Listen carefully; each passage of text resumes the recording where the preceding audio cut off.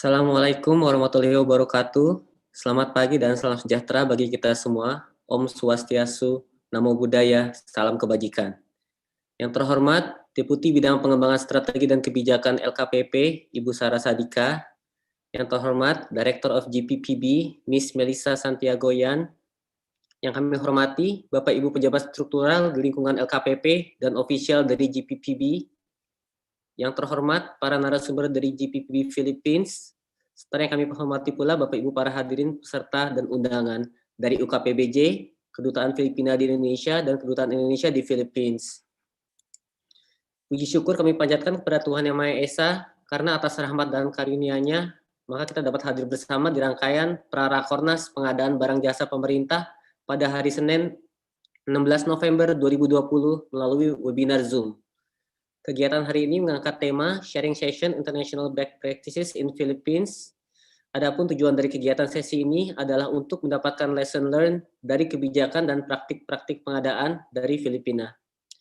Kegiatan akan diawali dengan pembukaan, dilanjutkan dengan paparan, dan sesi tanya-jawab dengan para narasumber.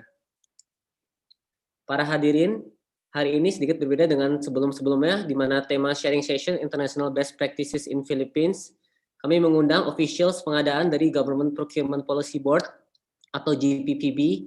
Oleh karena itu, bahasa yang digunakan adalah bahasa Inggris. Namun tidak perlu khawatir Bapak dan Ibu, kami telah menyiapkan fasilitas penerjemah Inggris Indonesia yang penggunaannya menggunakan fungsi interpreter pada ikon bola dunia di kanan bawah fitur Zoom Anda. Jika Anda ingin mendengarkan terjemahan dalam bahasa Indonesia atau bahasa Inggris, silakan klik Interpretations dan disarankan untuk tidak memilih Mute Original Audio. Jika Anda menggunakan Zoom pada handphone Anda, pada ujung kanan bawah dapat dipilih Language Interpretation dengan bahasa Indonesia atau bahasa Inggris, dan disarankan untuk tidak memilih Mute Original Audio. Guna memastikan kelancaran pertemuan hari ini, host atau co-host berhak melakukan mute audio atau stop video para panelis yang sedang tidak berbicara saat mereka tanpa disengaja menyebabkan gangguan terhadap acara. Ini dilakukan untuk menjamin suara pembicara dan juru bahasa tetap jelas. Hadirin berbahagia, demi kelancaran hari ini, marilah kita awali acara ini dengan berdoa menurut agama dan kepercayaan masing-masing. Berdoa dimulai.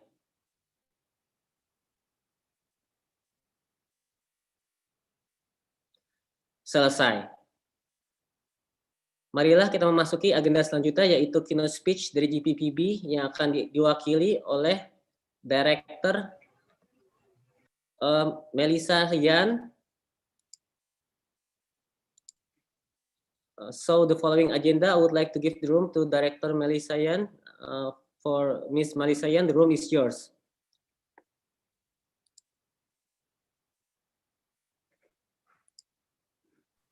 So good morning, everyone.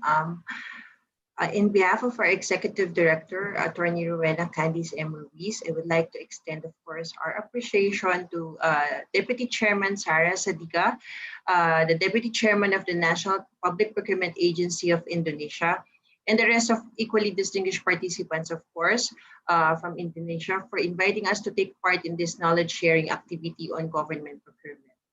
Of course, beyond our borders, the Government Procurement Policy Board and its Technical Support Office recognize the importance of maintaining fruitful relationships with key bilateral partners, such as our valuable partnership with the NPPA of Indonesia. Today, we are excited to provide you with an overview of our legal framework, the Republic Act of number 9184, otherwise known as the Government Procurement Reform Act of the Philippines. The Government Procurement Policy Board goes over and beyond our mandate to provide proactive, innovative, streamlined, and transparent procurement policies to all our stakeholders. So as what happened in this global health pandemic that we are still experiencing right now, we would like also to share with you or take this opportunity of knowledge sharing activity as to the Philippine procurement policy interventions that we have put in place, such as the different laws that our Congress enacted, like the emergency procurement under the Bayanihan to Heal as One Act, and the application, of course, of the domestic preference under the Bayanihan to Recover as One Act, which is currently being implemented. to name a few, and other measures leveraging technology that anticipated the pressing needs of the government during this time of crisis, and ensure, of course, continuity and timely service delivery now more than ever. So we would be sharing with you also our recent issuances to address the situation right now and how it affects the regular procurement process that we are currently having, or procuring entities are currently having, so that we will still be effective given the situation. And of course, to further capacitate Philippine procurement practitioners even under the new normal, the Gppb has shifted to digital learning as well. So we have been giving out training through online webinars, and such as this one. We have usually we would host study visit in our office, but now at least we could have more participants in this knowledge sharing even beyond borders. So the expansion enabled us to cater to a broader audience, even reaching the most far-flung areas of the country. Indeed, we have an exciting day ahead of us, and I believe this would have to be a 3-day activity.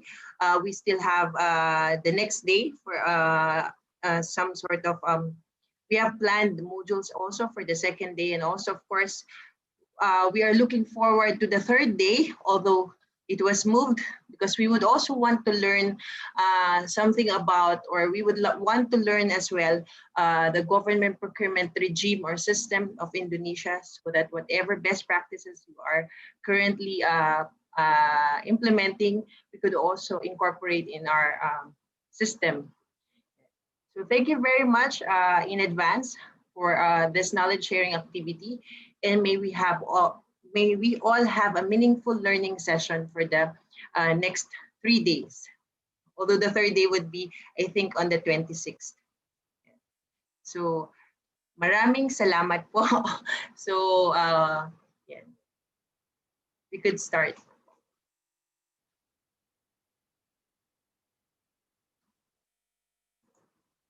Thank you, Miss Melissa Yan. Selanjutnya dimohon perkenan Ibu Deputi Pengembangan Strategi dan Kebijakan, Ibu Sarah Sadika, untuk memberikan keynote speech sekaligus membuka acara pada hari ini. Waktu dan tempat disilakan, Ibu. Terima kasih, Pak Theo. Your Excellency, Indonesian Ambassador to the Republic of the Philippines, Ambassador Sinyo Hari Sarundayang, or representative from Indonesian Embassy in Manila, Ms. Melissa Santiago, Deputy Executive Director, Procurement Policy Board, Technical Support Office, Government Public Procurement Board, Philippines, colleagues from the Gppb, colleagues from Government Procurement Working Unit, Ppsc across Indonesia, colleagues from National Public Procurement Agency. Distinguished guests, ladies and gentlemen, good morning, selamat pagi, magandang umaga. Assalamualaikum warahmatullahi wabarakatuh. This brings me an honor and pleasure. On behalf of the National Public Procurement Agency, I would like to extend a warmest welcome to all of you to this respectable meeting. Even though the meeting is held in virtual, but I do believe it will not reduce our enthusiasms and the goals of the meeting. I'm pleased today that we have a great opportunity to meet, share, and learn each other experience and strategy to improve country procurement systems. For Indonesia, the Gppb as well as Gppb are one of our inspirations and also motivations in developing procurement system all this time. Therefore, let me thank to the Gppb, the government of Philippines, especially to Ms. Melissa Santiago and colleagues for making time and also a lot of efforts to join today's meeting. I do hope our meeting will strengthen the cooperation between two countries in many different aspects. Ladies and gentlemen, as procurement specialists, of course, we find procurement is always an interesting topic. We would not question the importance and benefit of procurement to country. We believe procurement is a powerful tool. It can be a powerful tool for anti-corruption, or a vital instrument to manage state budget and finance, as well as an important device to create a healthy national business environment. About 20 years ago, Indonesia was carrying out the first procurement reform, which consists of three major agendas: legal framework and regulations, professionalizations of procurement specialists and institutions. Complement to the procurement reform agenda, in 2008, Indonesia launched electronic government procurement. Since then, we continuously improve and create many breakthroughs in procurement system, such as electronic purchasing and e-catalogs, e-procurement planning, systematic procurement training, established permanent and dedicated procurement working unit across the nations, and others. I do think similar strategy also applies in Philippines and any other country around the world. A couple of years ago, a new procurement paradigm took place and pushed us to think more creative and more innovative. Digital technology and IT mainstreaming no longer aim solely for transparency, efficiency process, budget savings, and others. But digital technology will lead us to procurement professions, strategic work, deliver strategic impact, and no more administrative roles. As a result, what we have today should be revisited, adjusted, and strengthened. Simple and robust procurement regulations and business process is one of key success factor, along with agile procurement system, and then those will be driven by competent procurement professionals. Data will become the core of the process, being collected in a huge pool of available data and framed our strategic decisions. This paradigm is not only new, but this is a quantum leap for procurement. Ladies and gentlemen, distinguished guests, we have to be ready to embrace new procurement paradigm into our country procurement system. This is a huge work and responsibility and need everyone's commitment. We are going to start thinking about that in the next couple of minutes in this meeting. So I will not take any more of your time. I would be suggesting using this meeting to build up our procurement future together and then pass it on to our sibling countries in ASEAN. Please do not hostage or limit yourself to what we have already been done so far.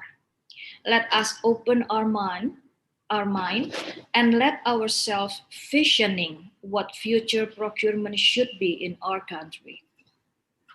I do hope what we have today will trigger innovations and creativity to improve country procurement systems.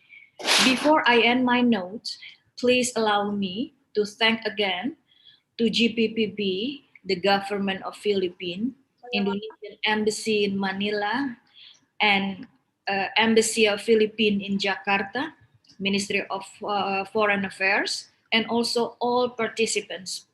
I wish you have a fun and also a fruitful discussion. Thank you for your kind attention. Terima kasih. Salamat po. Terima kasih, Ibu. Lanjut pada agenda selanjutnya, yaitu paparan dan diskusi dengan para narasumber. Diskusi ini akan dilakukan secara panel dan akan dipimpin oleh official dari Gppb, yaitu Miss Diane Angela Kutip, yang bertindak sebagai moderator pada hari ini. Dapat kami sampaikan, semua pertanyaan dapat diajukan dalam kotak Q&A, sehingga pertanyaan dalam kotak chat tidak akan dijawab oleh narasumber. Waktu dan tempat, kami persilakan kepada Ibu Diane Angela Kutip. Miss Diane Angela Kutip, the room is yours. Thank you very much, Sir Teo. Can you hear me all right, sir? And Yes. Everyone in the room? Yes. Good morning, everyone. Once again, I am Dayan Kutib from the Capacity Development Division of the Government Procurement Policy Board Technical Support Office, and I will be moderating the sessions we have prepared for you today. So may I ask my colleague to please share the screen? Thank you very much, Ms. Monica Sadia. So before we proceed to the discussion proper, let me walk you through today's program. Next slide, please.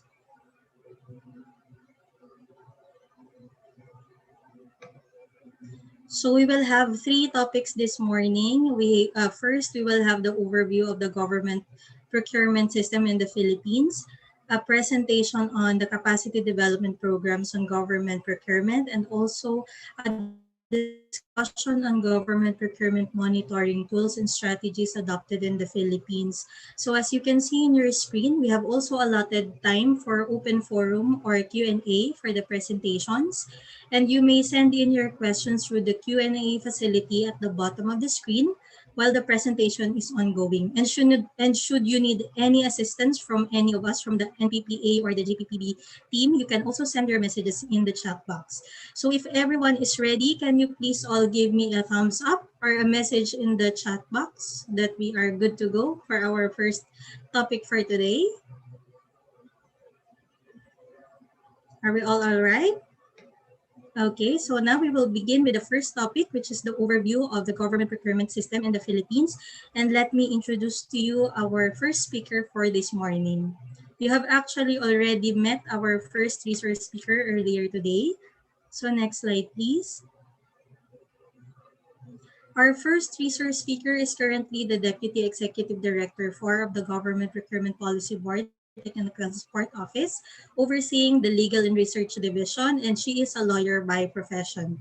She likewise attended procurement courses of the Asian Institute of Management in the Philippines and through the United States Trade and Development Authority held in Manila and Washington, D.C., USA. Ladies and gentlemen, let us all welcome once again Attorney Melissa Santiago-Yan.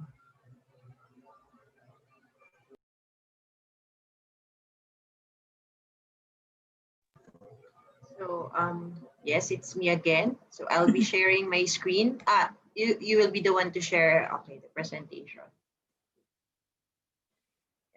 So I have a long presentation, but I would just warn everyone that we prepared a long PowerPoint presentation with numerous slides, but I may be skipping some of the slides, just giving the overview of the different salient features of the government procurement system of the Philippines, because 1 hour would not be enough for me to explain everything.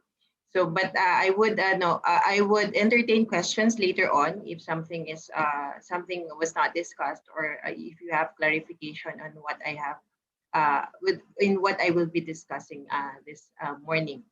So, for the outline of my presentation, first, I would be discussing, please, next slide, please, the legal and institutional framework, procurement organization, foreign suppliers participation, application of domestic preference, and then, of course, the administrative remedies and sanctions and dispute resolution that we have under the law. And green public procurement, I believe we have Indonesia is one of the countries that have also a project under the GIZ. So we have some initiative, ongoing initiative for green public procurement. So I'll be sharing a few slides on that as well. To begin, for the legal and institutional framework, our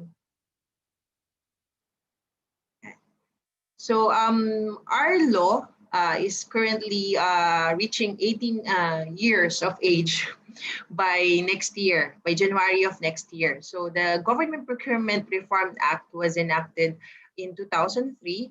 So this is the governing law on government procurement here in the Philippines. So it governs government procurement both at the national and local government level. So we only look at one law. So prior to the enactment of this law in 2003, January 2003, we have several issuances, more than 100 issuances. When you are a public procurement practitioner, you have to look at all these issuances before you are able to procure. So the tendency is that if you miss an issue once, or you miss a rule, you miss out on something that is relevant for the procurement project on hand, or you are, of course, there's a higher risk of having to have an audit observation, notice of disallowance, or even worse, a criminal case being filed against you just because missing one issue once. So that is all. That is one of the objective of having having to lobby for the enactment of one law that would govern all procuring entities or all or the entire government when it comes to government procurement. Now, so as I mentioned, the Government Procurement Reform Act, next slide please, was enacted in January 10, 2003. So the first, as mentioned earlier by our colleague from Indonesia, when you say government procurement, the rules are agile, or I always say it's very dynamic. So the procurement rules here in the Philippines are very dynamic as well. So as you can see, when the law was enacted in 2003, the first implementing rules and regulations was also of course crafted in 2003, but there was a major revision of the rules come 2009, and then again there was also a revision of the implementing rules and regulations of the law in 2016. And actually, we are also planning to review our implementing rules and regulations to have a major revision as well. And there's also a directive for us to review the law itself. We would be proposing amendments also to the law itself. So it's really very dynamic. And in between all these major revisions, there are piecemeal revisions as well, so that procurement would always be responsive to the needs of procuring entities. So as you would see in the next 2 days, we have also introduced revisions to specifically address the pandemic or the situation that we are currently in right now, because we really have to address certain issues so that we would be able to still effectively procure given the situation that we are in. Now, next slide, please. So just to give you a background as well as to the reforms that were introduced in the enactment of the law.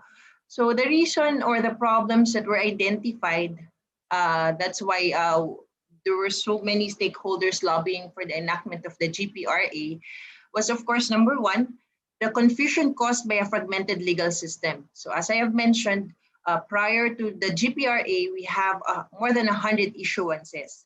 So we really had to streamline the procurement process, and so as to already avoid confusion because of this fragmented legal system that we have on procurement. And then again, inconsistent policies, rules, and regulations due to the lack of standards. So that is why the Gppb was created or institutionalized under the GPRA, so that we would have one governing body that would have the mandate on policy making. So there will be no more confusion or no more going to different agencies for the interpretation of the procurement rule or procurement rules or procurement law. And of course, lack of transparency that was prevailing prior to RA 9184. So as mentioned also by our colleague from Indonesia, one of the reforms that countries are introducing when it comes to government procurement is of course for us to have safeguard as to corruption or anti-corruption. So we have these transparency measures by institutionalizing as well the use of the Philippine government electronic procurement system when it comes to posting of procurement opportunities. So the PhilJobs was created prior to the enactment of the law, but of course with the institutionalization under the RA 9184, we are assured that there will always be transparency when it comes to procurement. And of course, the lack of check and balance. We have that provision in the law wherein we invite observers coming from the civil society organizations or even the professional associations relative to the procurement project at hand. So they are the observers or the representatives of the public or the taxpayers when it comes to looking into how we are conducting the bidding process. So whatever reports they may have, they may submit to the procuring entity, and they would copy furnish the Gppb and also the Office of the Ombudsman.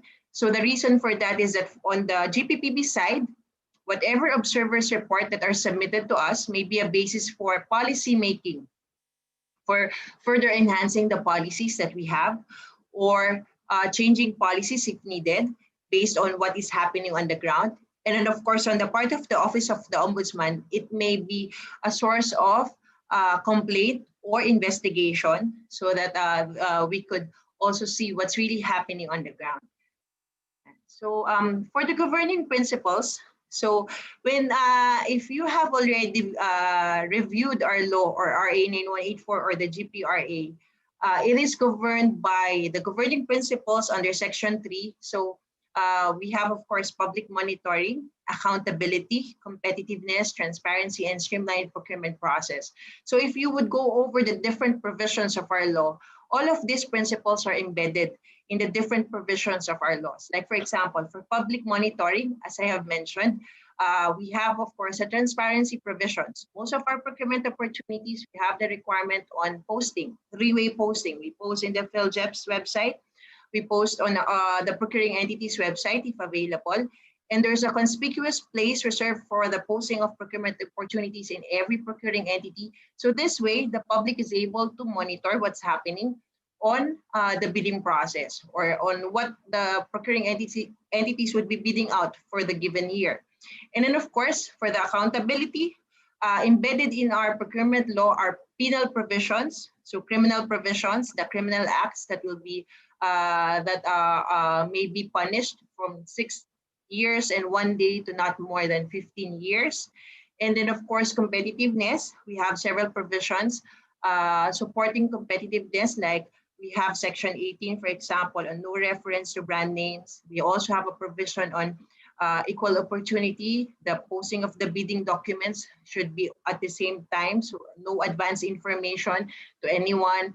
And then of course, transparency, the use of Gppb's, streamlined procurement process. That's why every policy that the Gppb issues is applicable to all, the entire government, the local government units.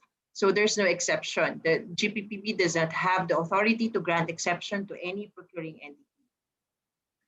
Next slide, please.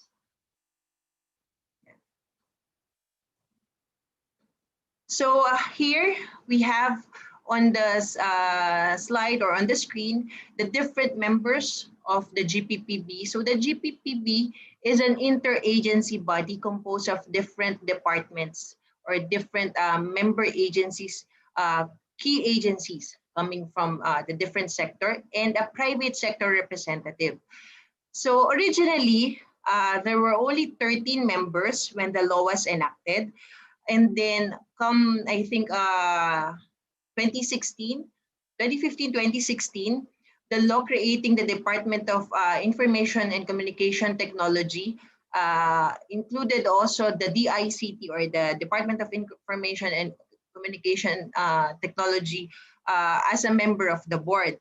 And just recently also, last year, a law was enacted for us creating the Philippine Space Agency.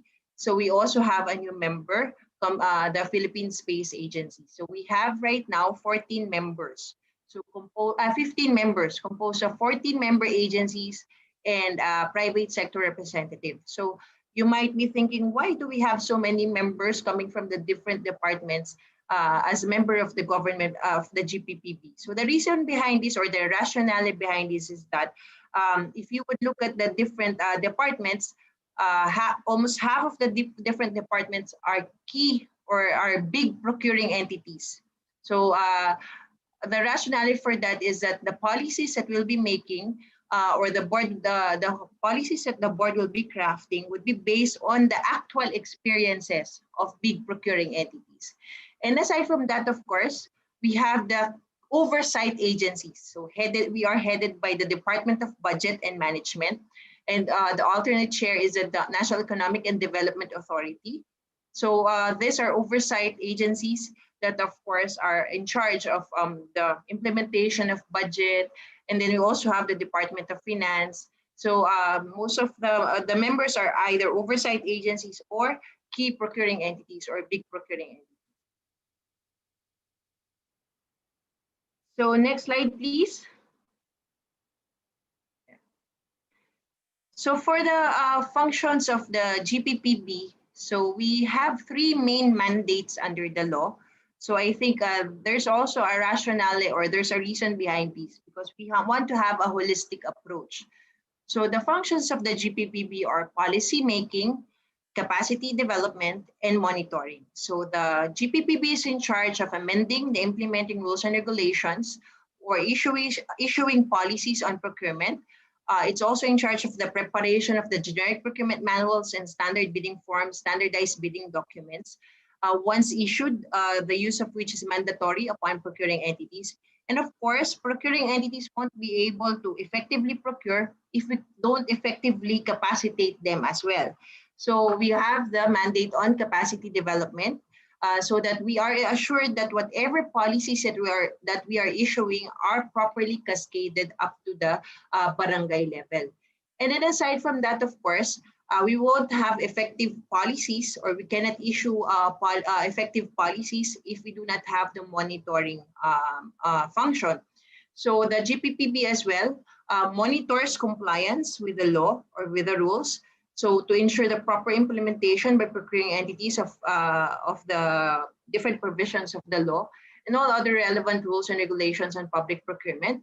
And of course, for us to be able to review the effectiveness of the procurement law, it's really more of revolving around having to issue effective policies and then protect the national interest in all matters affecting public procurement, so that we would have that holistic approach. So if there are issues, if there are areas wherein there should be improvement, then we are able to address it through policy making or through capacity development as well. Next slide, please. So for the Gppb to be able to function effectively, of course, as you have seen earlier, it's composed of different agencies. So there should be a technical support office that would provide support in the performance of the different duties and responsibilities of the board. And that is where we belong. We belong to the Gppb Technical Support Office. So we spearhead the implementation of public procurement reform initiatives of the Gppb in the Philippines. So we are the ones providing technical support so that we would be able, the Gppb would be able to issue policies. We are the ones also providing support on capacity development. We are the ones supervising the national training program of the government. And we are also the ones doing the monitoring for the Gppb. So next slide, please. So as I have mentioned, since we are the ones providing technical support technical support to the Gppb, so the functions of the Gppb essentially also, the technical support office essentially are based on the functions of the Gppb. So we develop the procurement manuals. We are the ones who develop the standard bidding forms for approval of the Gppb. We also provide policy recommendations. We draft rules. We conduct training, and all of those things for the support of the Gppb. Now we go to the procurement organization.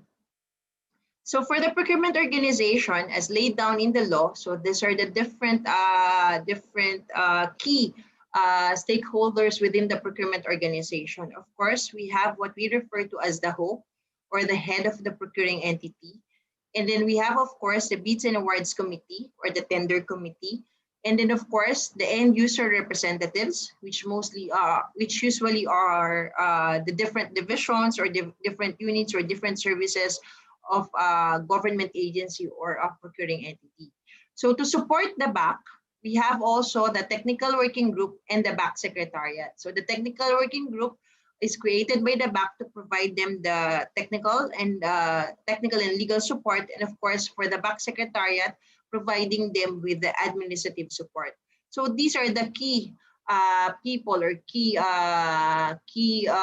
stakeholders within the procurement organizations, so that we would be able to procure effectively. Next, please. So for the Bids and Awards Committee, of course, a single BAC may be created, or the HOPE at its option may also create separate BAC depending on the capacity or depending on the need of the procuring entity. So most of the time, if a big procuring entity is involved, Like for example, we have DepEd, Department of Education, Department of Public Works and Highways.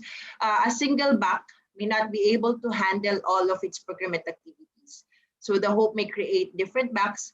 So it may create under the following conditions. Items to be procured are complex or specialized. So in some cases, procuring entities would create a special BAC for a special project. So if it's something that is not usually procured by the agency, some agencies, they would create a special BAC. And then if the single BAC cannot reasonably manage the procurement transactions as shown by delays beyond the allowable limits, so as I have mentioned, this is our for big procuring entities, or if the creation is required according to the nature of the procurement. So some procuring entities here would have a BAC for goods, BAC for infrastructure projects, and then BAC for consulting services. In our regime, the members of the BAC is from 5 to 7 members. So these are designated by the HOPE for 1 year term. So it may be renewable at the option of the HOPE, and then they should be occupying plantilla positions in the procuring entity concerned. And of course, they should have unquestionable integrity and procurement proficiency. Now, the reason behind the 1 year term that the law provides is that we do not want, I think this is a lesson also from past procurement experiences prior to the enactment of RA 9184. So of course, if you're from, we do not want to have familiarity between the BAC and of course the bidders. So because if the BAC would have, if the BAC is not designated for 1 year only, there may be familiarity. So that's where corruption also happens at most of the time. So next, please.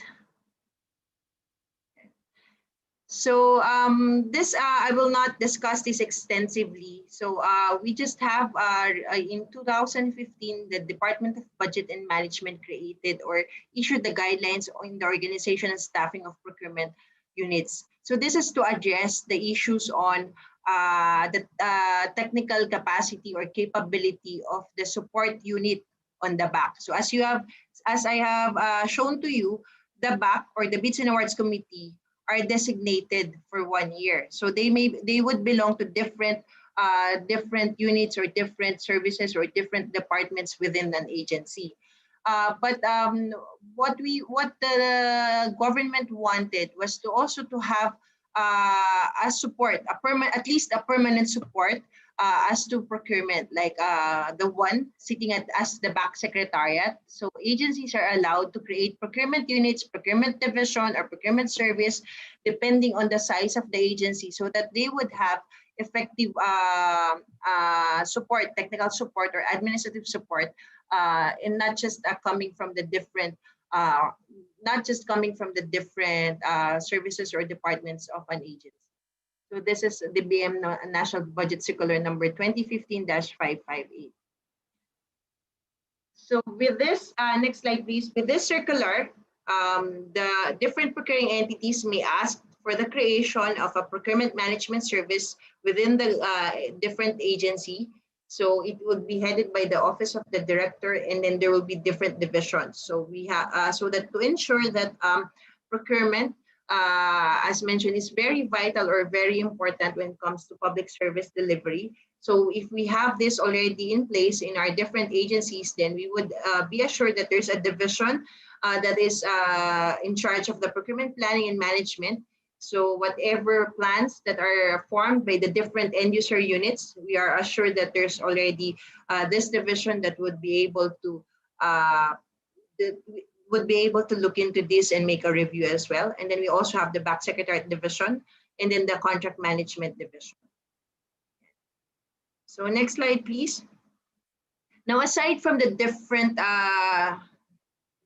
officials or different units that I have mentioned or different stakeholders within the agencies that I have mentioned earlier, we have what we call the observers. So as I have mentioned at the early part of my presentation, under our law, we are mandated to invite observers, 3 observers. So 1 coming from our commission and audit, and then another from the private sector. So it may be coming from a professional association or private association that is relevant or focused on the procurement project at hand.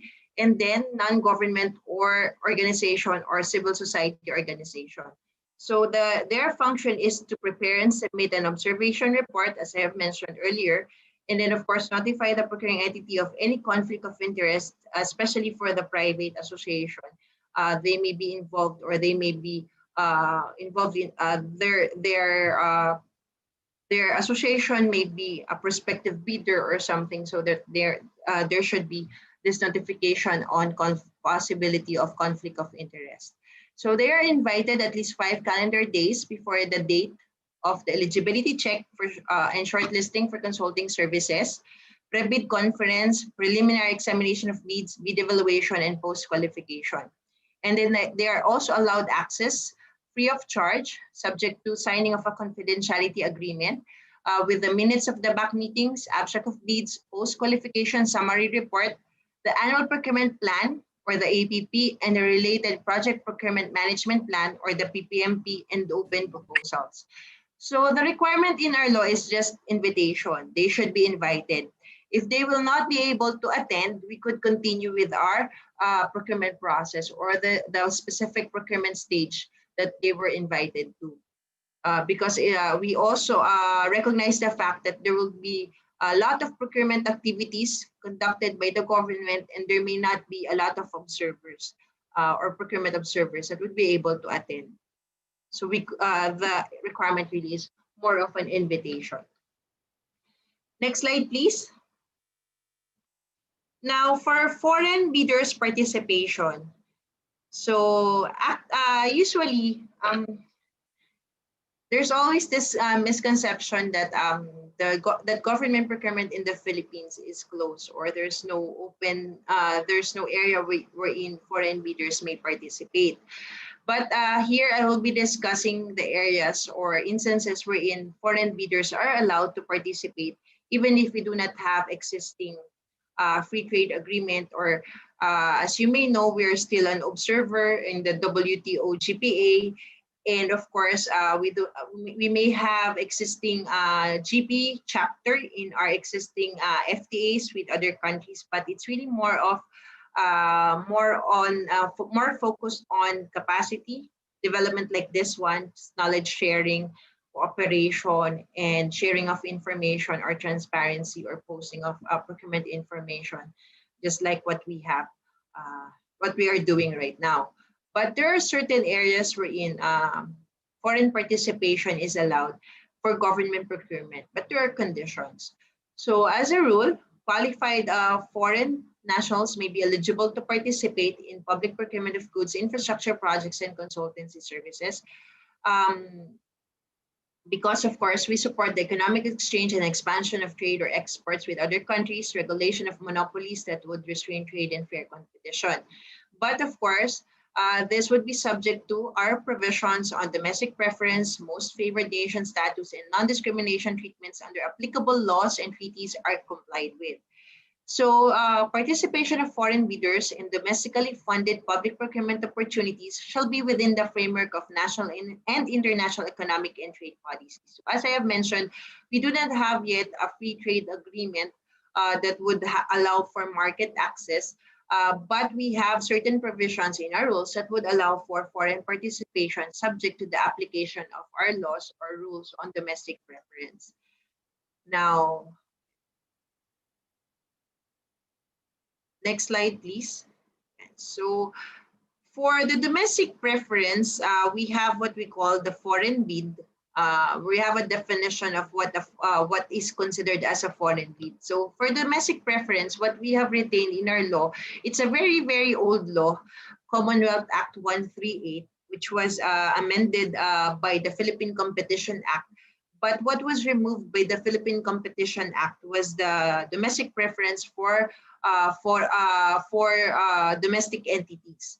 But what was retained was domestic preference for domestic bids or domestic bidders. So meaning the preference that we are applying would be on the goods or articles or supplies offered, and not on the nationality or citizenship of the bidder. So we do not look at that for purposes of domestic preference. Although we have other laws that would also require for government procurement certain percentage of Filipino would require up to a certain percentage only on of as to foreign participation as a rule. So for foreign bids, so it is defined as any offer of articles, materials, or supplies not manufactured or not to be manufactured in the Philippines.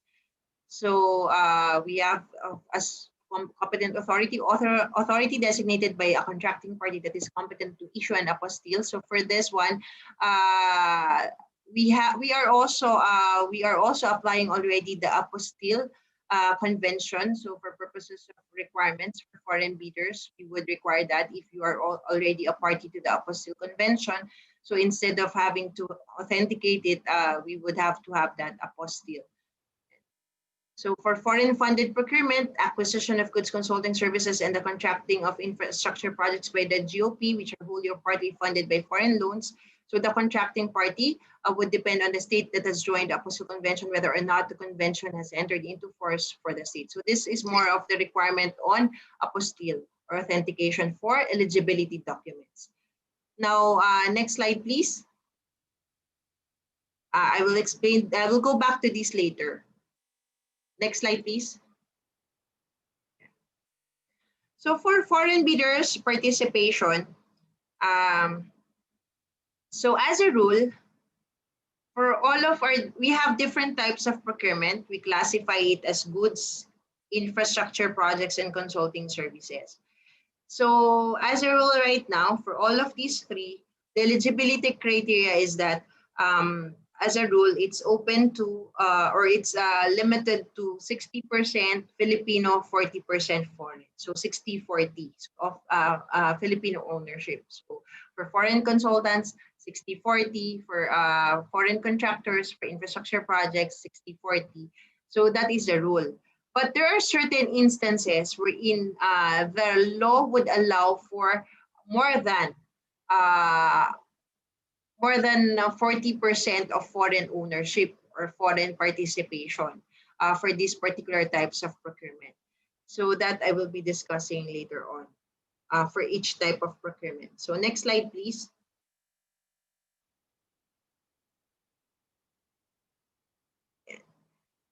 So, yes.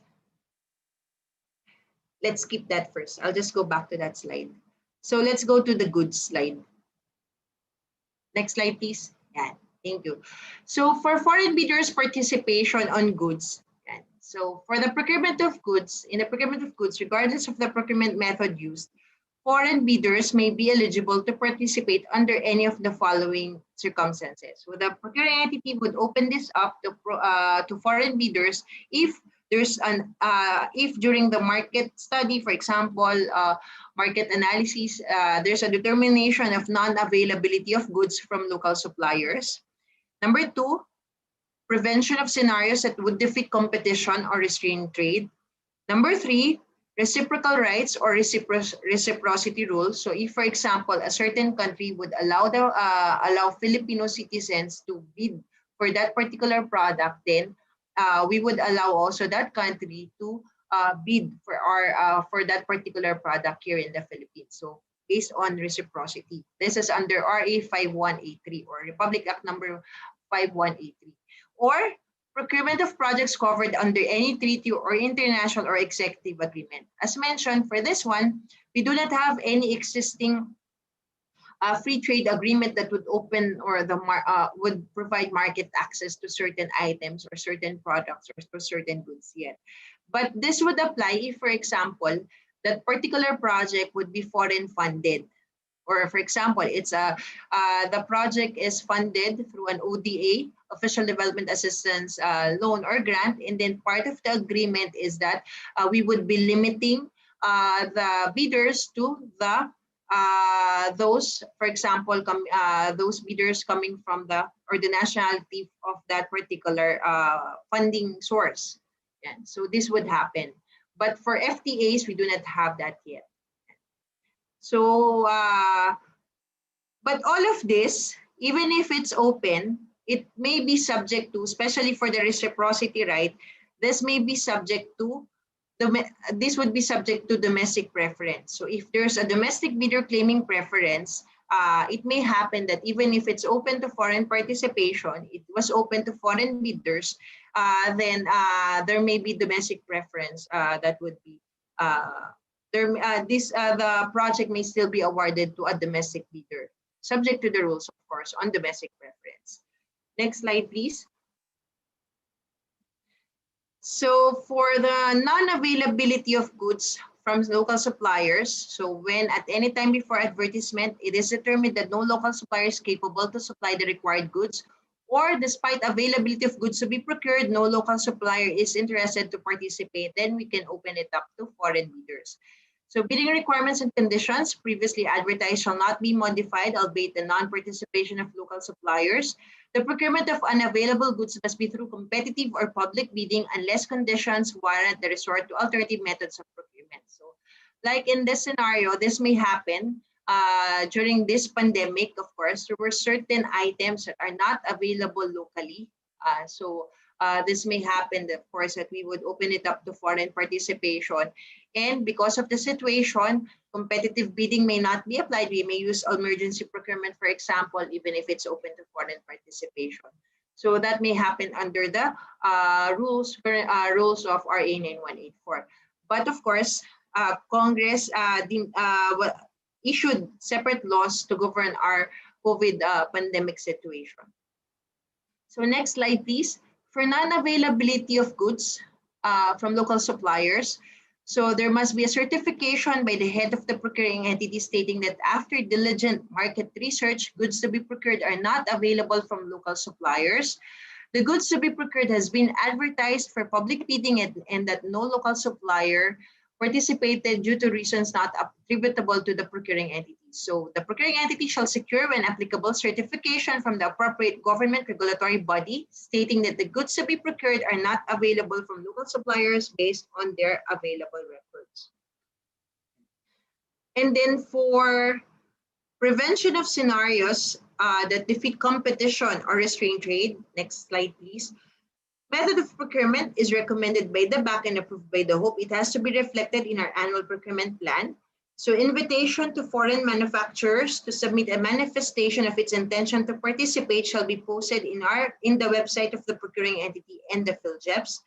And then should the foreign manufacturer submits a manifestation, procuring entity shall commence the conduct of public bidding. So if no foreign manufacturer submits manifestation, procuring entity would proceed with the procurement of goods from an exclusive local manufacturer, supplier, distributor, or dealer through direct contracting. So this condition is that there may be a situation that there's an exclusive manufacturer or supplier or distributor here in the Philippines. And then, of course, this is already a condition for direct contracting. But because we do not want to have a restraint of trade, or we want to prevent this scenario of having a monopoly that we would just be going to the exclusive distributor, there's only one here in the Philippines, then we could open it up to foreign manufacturers. But we have to comply with these requirements. Now, if there will be no manifestation from other foreign manufacturers that they would participate, then it will be no use for us to conduct a public bidding, and it would add to the time for the procurement process. So we would have to go through direct contracting. And then for as mentioned, we also have the reciprocal rights or reciprocity rule. So this is for the procurement of goods. A supplier, manufacturer, and or distributor who is a citizen, corporation, or association of the country whose laws or regulations grant reciprocal rights or reciprocity rule or privileges allowing Filipino nationals to participate in public procurement in their country are allowed to participate also in government procurement projects here in the Philippines. So what would be the requirement? The foreign bidder should be able to submit a certification from the relevant office in its country of origin stating that Filipinos are allowed to participate in their government procurement activities. So this shall be validated also during post-qualification. So what we have right now is that usually foreign bidders would be submitting certification coming from their embassy so that they would show the provision, or they would show, the certification would show that that Filipinos are allowed to participate in government procurement for a particular item or product that we are bidding out in their country, so that we would be affording them reciprocal rights. Next slide, please.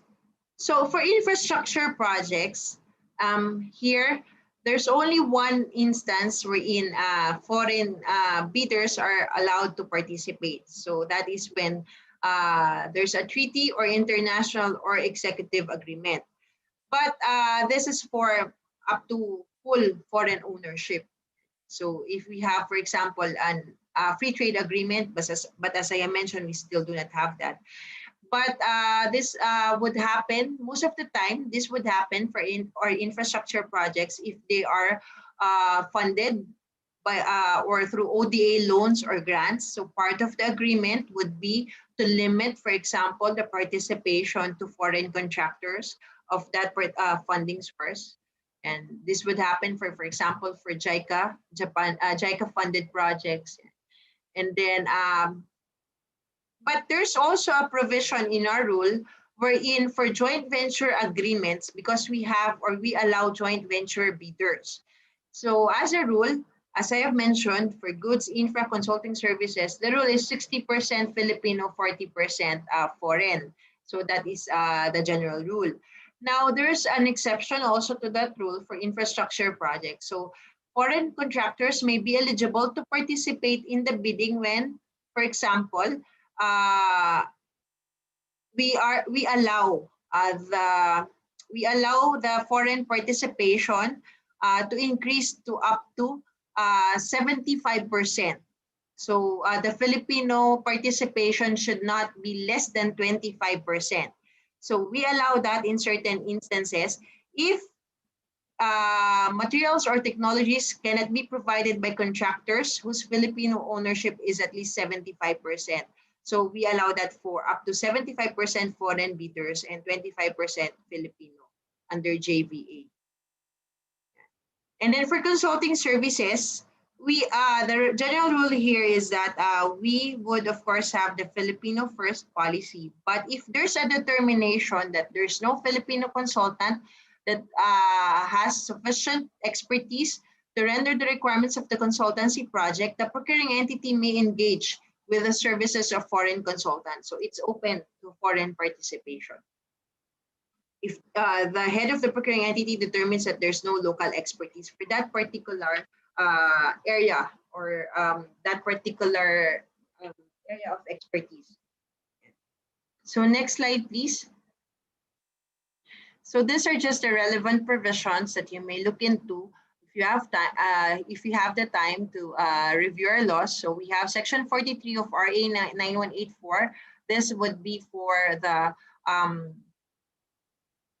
provision on government procurement being open to both domestic and foreign sources. But of course, the rules also for domestic preference are provided in Section 43 of the IRR of RA 9184. And then we have sections 8.5.2 and 24.2 of the IRR on the eligibility documents that are required for foreign bidders. And then section 23.4.1.2 of the IRR of RA 9184 for foreign bidders, the instances wherein foreign bidders may be eligible to participate under certain circumstances. So you could also refer to Appendix 9 of the IRR of RA 9184, which stipulates a determination of eligibility for foreign bidders. Next slide, please. So I think I have discussed this already in the earlier slides. I can already skip this slide. So for the eligibility requirements for foreign bidders, so as I have mentioned earlier, I have mentioned certain matters as to the apostille, the requirement. As a rule, for foreign bidders, if we open it up to foreign bidders, be it a member of the joint venture bidder, or be it as a corporation or as an individual or sole proprietorship in certain instances that I have mentioned earlier on, As a rule, in our eligibility documents, so these are the eligibility documents are the set of documents that are required under the rules to determine the eligibility of a bidder. So if we are opening it up, or the procurement project, to foreign bidders, there's a provision that allows for the submission of equivalent documents.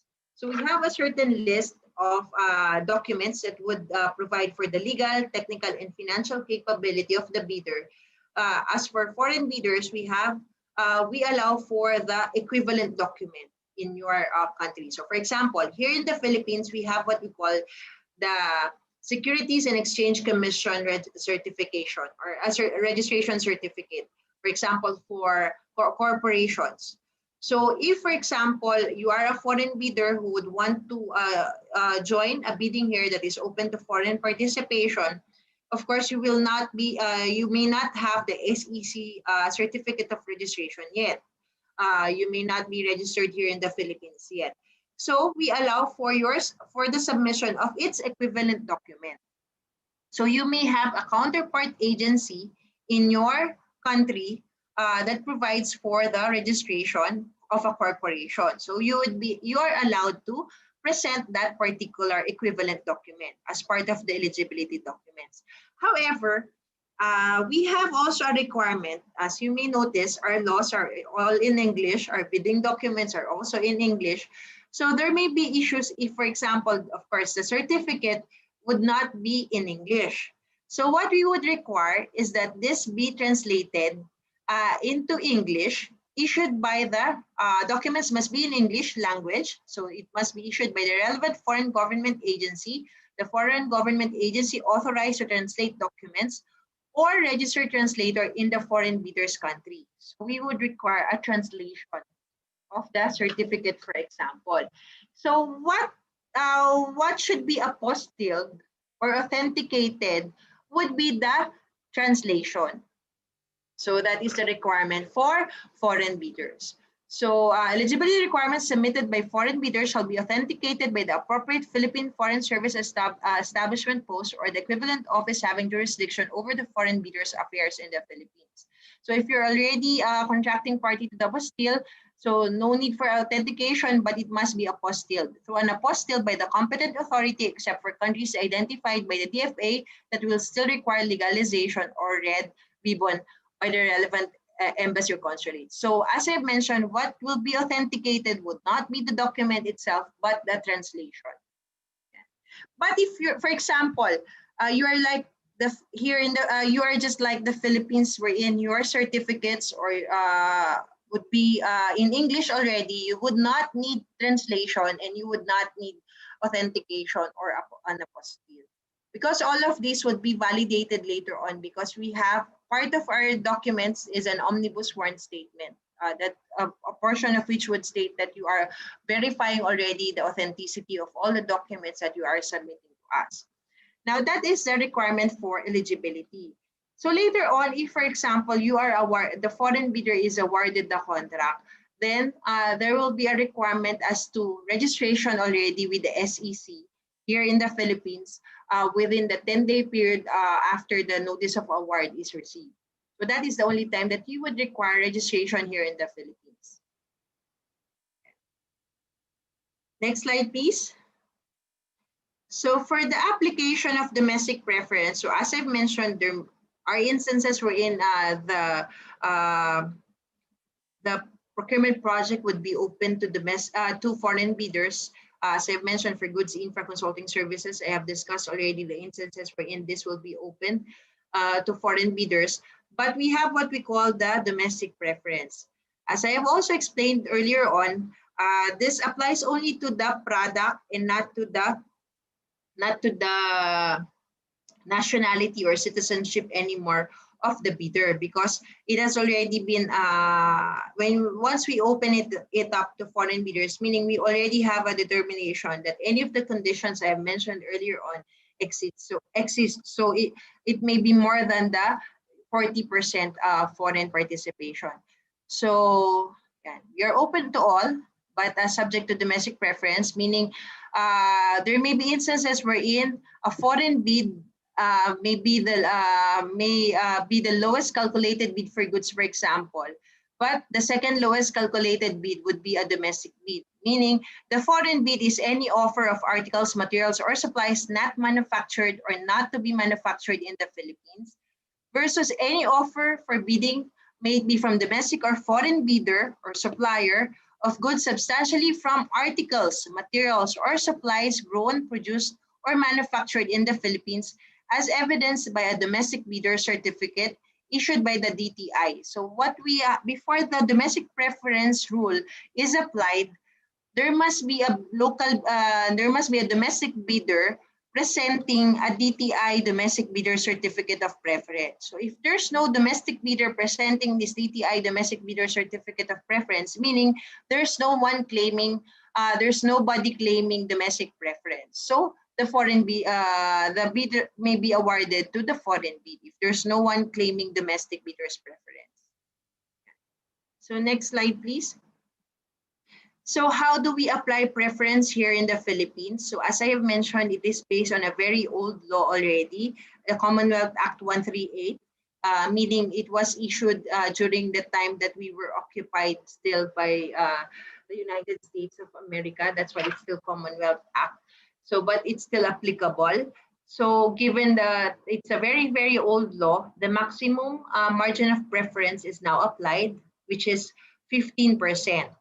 So how do we apply the domestic preference here in the Philippines? So if, for example, we have a foreign bid, which is the lowest calculated bid, versus the next lowest calculated bid, which is a domestic bidder, so we would increase by 15% the amount of the bid of the foreign bid.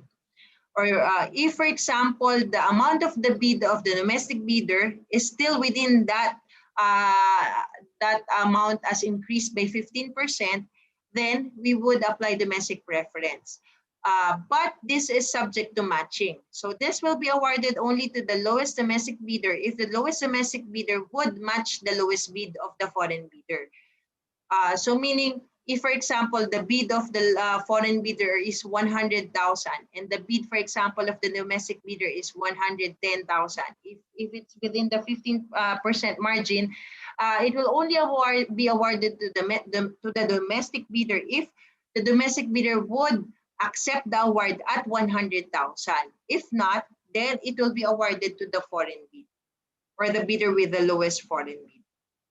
So there's matching.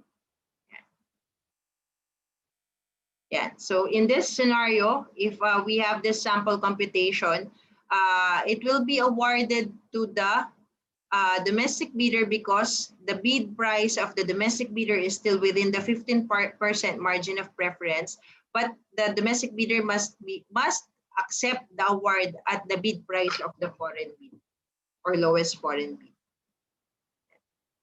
Next slide, please.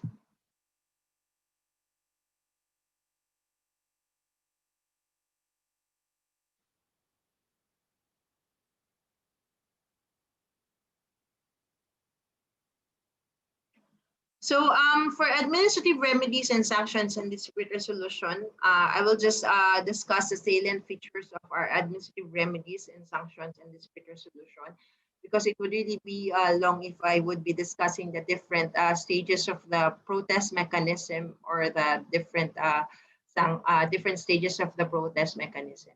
So next slide, please. And so here, in the Philippines, we have embedded also in our law that administrative remedy wherein bidders may question the decision of the back or may protest the decision of the back to the home. So the first stage of the protest mechanism, so we refer to this as a protest mechanism. So the first stage of the protest mechanism is that the bidder questioning the decision of the back must file a request for reconsideration with the BAC, with the Bids and Awards Committee, within 3 calendar days upon receipt of the notice of written or verbal notice of the decision. So for example, a bidder received notice that he or she is ineligible. So upon receipt of that notice of the decision of the BAC finding him as ineligible, then he or she has 3 calendar days to file a request for reconsideration. And the BAC has 7 calendar days from receipt of the request to be able to resolve the request for reconsideration. So if, for example, the BAC would still deny the request for reconsideration of the bidder, then the bidder may now protest in writing. So it must be in writing, verified possession paper to the head of the procuring entity. So it's still within the agency. The bidder will now file the protest with the head of the agency. So what are the requisites for the filing of the protest? So it must be in the form of a verified possession paper. Next slide, please. And then there must be a payment of non-refundable protest fee. So we have the different amounts of the protest fee in the IRR. So, but it is non-refundable. So I believe the reason behind this this requirement in the law is that we are balancing two interests. Number one, we want to provide an administrative mechanism for bidders to be able to question any decision of the BAC. Number two, we don't want any influx of unwarranted protest or those protests, baseless protests that are being filed by those who are sour graping, or they just can't accept the fact that they lost the bid. So we are balancing those two interests because we cannot move forward with a bidding process if we would be entertaining so many protests or requests for so many protests if the fee would be non-refundable, if the fee would be refundable. So I think that is the case. So the protest must be filed within 7 calendar days from receipt of the party concerned of the resolution of the BAC. The head of the agency or the head of the procuring entity has 7 calendar days from receipt thereof to resolve the protest, and then after which the head of the BAC secretariat shall furnish the bidder with a copy of the decision of the protest. So after the protest has been resolved, that is the only time that the bidder may resort to the regular courts. So we have the administrative remedy in place, and then we also have the judicial remedy. So next slide, please. So before we go to the courts, so there must be a protest filed. So that is also part of the decision already of our Supreme Court here. Any bidder cannot just go to the court or skip the administrative remedy provided by the law. Before they can go to the court, they should be able to file the request for reconsideration, make the protest, and if it is denied, then that's the only time that they can go to the court. So as mentioned, there are already Supreme Court cases here in the Philippines that dismisses cases that did not file that did not follow the doctrine of exhaustion of administrative remedies, or they did not request for reconsideration, and then they did not file any protest with the procuring entity. Now, next slide, please. So these are the as I've mentioned, next slide, please. These are the amount of protest fee, non-refundable protest fee. So what we have right now is a graduated range of protest fee depending on the range of the approved budget for the contract that is being bidded out. Before, prior to 2013, 2012, what the IRR has is that it should be 1% of the ABC, which is quite big. So there's no one really filing any protest because 1% of the ABC is quite big for a non-refundable protest fee. But we had this study come 2012, so we had this set of protest fee depending on the amount of the ABC. Next slide, please. So aside from the protest mechanism, which is the administrative remedy for bidders to be able to question the decisions of the BAC, we have what we call also as the blacklisting guidelines, or in our law and in the IRR, we have what we call the suspension and blacklisting of bidders. So in this particular area, it is the bidder or the contractor that is being sanctioned. So they are being blacklisted if they commit any of the grounds for blacklisting. So we have, the entity would be disqualified for 1 year or 2 years, as the case may be, from joining any government contract if they have been blacklisted by a certain procuring entity. So we have what we call the blacklisting report, consolidated blacklisting report with the Gppb. So it's easier for other procuring entities or agencies to verify if a certain contractor or supplier is blacklisted. Just recently, the Gppb TSO developed the online blacklisting portal, so it would be much easier for agencies to be able to report real-time their blacklisted contractors. Because this is one area wherein there may also be corruption if there's delay in the reporting of blacklisted entities. So a blacklisted entity may still be able to join government contract if another procuring entity is not able to verify if it's already blacklisted. Next slide, please. So what would be the scope of blacklisting? So for individual or sole proprietorship, so the blacklisted persons would be the bidders and spouses. For partnerships, partnership itself and its partners, cooperatives, cooperative itself and members, partnership, joint venture, or consortium, or as blacklisted members and our partners, as well as persons or entity who is a member of a blacklisted joint venture consortium. Corporations would apply to the single stockholder together with his or her relatives up to the third civil degree of consanguinity or affinity, and their assignees holding at least 20% of shares therein, including its chairman and president. So this would be the blacklisted persons in case. We are currently reviewing and revising, of course, the blacklisting guidelines, considering also some issues and concerns as to the gravity of the sanction vis-a-vis the gravity of the act or the ground for blacklisting or the act committed. Now, next slide, please. So these are the grounds for blacklisting during the procurement stage. So yeah. I believe we would be sharing this slide as well, so I will not discuss each of the grounds anymore. But basically, these are grounds also. Most of these grounds are found also in our penal provisions. So more of grounds, more of fraudulent acts, like you submit eligibility requirements containing false information or falsified documents, and all those things. And the next slide, please. As I've mentioned, for the sanctions, so if it's still competitive bidding stage, so there would be forfeiture of the bid security, and then if it's a first offense, blacklisting for 1 year, second offense, blacklisting for 2 years, and then if, for example, the bidder used a bid securing declaration instead of a bid security, then the enforcement of the bid securing declaration, which is more stringent.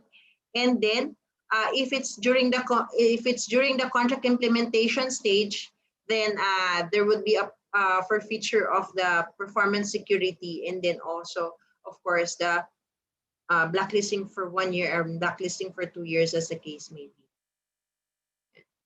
So this is, next slide, please. This is just a process or the procedure for blacklisting. So I will not discuss this anymore. So there's a process for that, initiation of action. And then, of course, we give the contractor the opportunity to be heard. So they have the opportunity to deny the grounds or the reasons for the blacklisting. They have the opportunity to give their reasons for the actions being complained of, so that there will be no questions later on. Okay. And then next slide, please. But if, for example, they do not submit any answer, we also have a process for that, because they have already been given the opportunity, so the hope would be able to decide already as to the blacklist.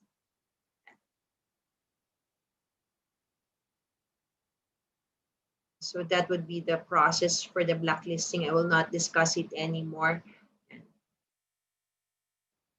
So aside from that, next slide please. So we also have, as mentioned, the different grounds for blacklisting for contract implementation here, meaning we already have a perfected contract, but there may be grounds for blacklisting. So what would happen here is that since it's already contract implementation, we have a guideline for contract termination. So if there's default on the part of the contractor, then there should be termination of contract, and then there should be blacklisting afterwards, so that the contractor would not be able to victimize the government yet again through another procuring entity.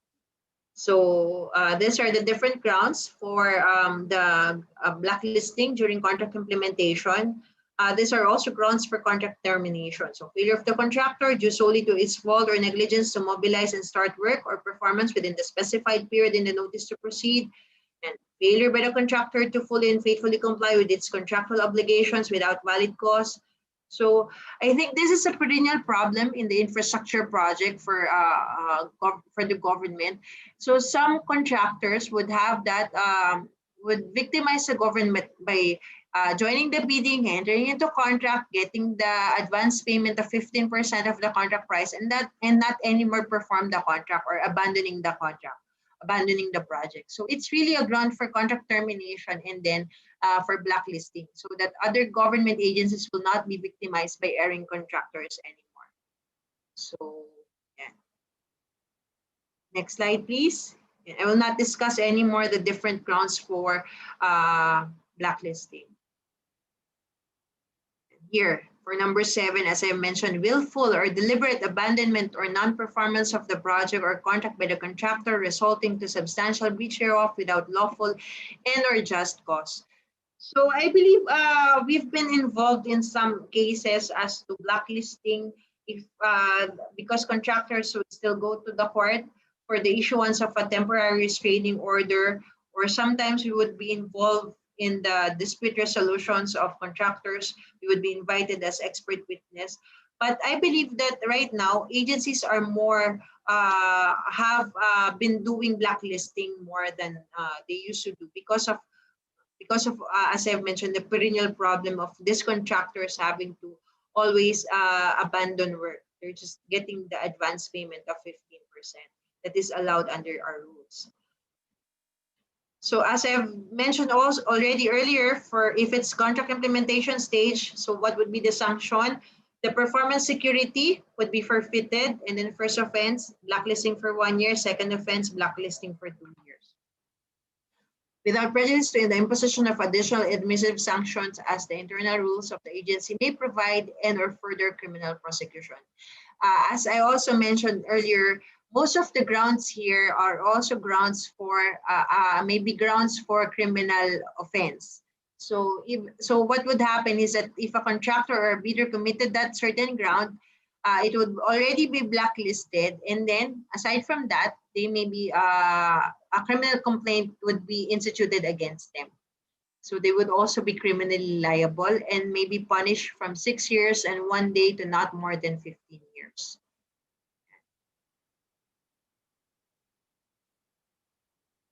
Yeah, so for contract implementation stage blacklisting, so as I have mentioned, there must be a termination of contract due to the default, and then issuance of the blacklisting order. Yeah, so next slide, please.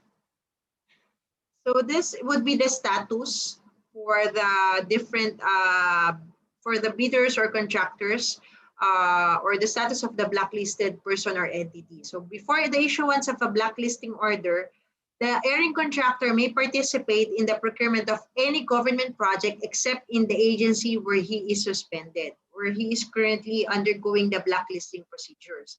And in blacklisting order issued before the notice of award, the blacklisted person or entity shall not be qualified for award, and such project or contract shall be awarded to another bidder pursuant to the rules. And then if the blacklisting order is issued after the NOA or the notice of award, the awarded project or contract shall not be prejudiced by the said order. So the provided the said offense or offenses is or are not connected with the awarded project or contract. So if it is for another project or another contract, then the contractor may continue with the implementation of that awarded project or contract. So this is one area we're in, as I have mentioned. That is the reason why we have to develop a portal wherein we are assured that procuring entities are able to report real-time blacklisting of bidders or contractors, because if there's a delay in the reporting of the blacklisted entity, it may happen that the entity would still be awarded a contract.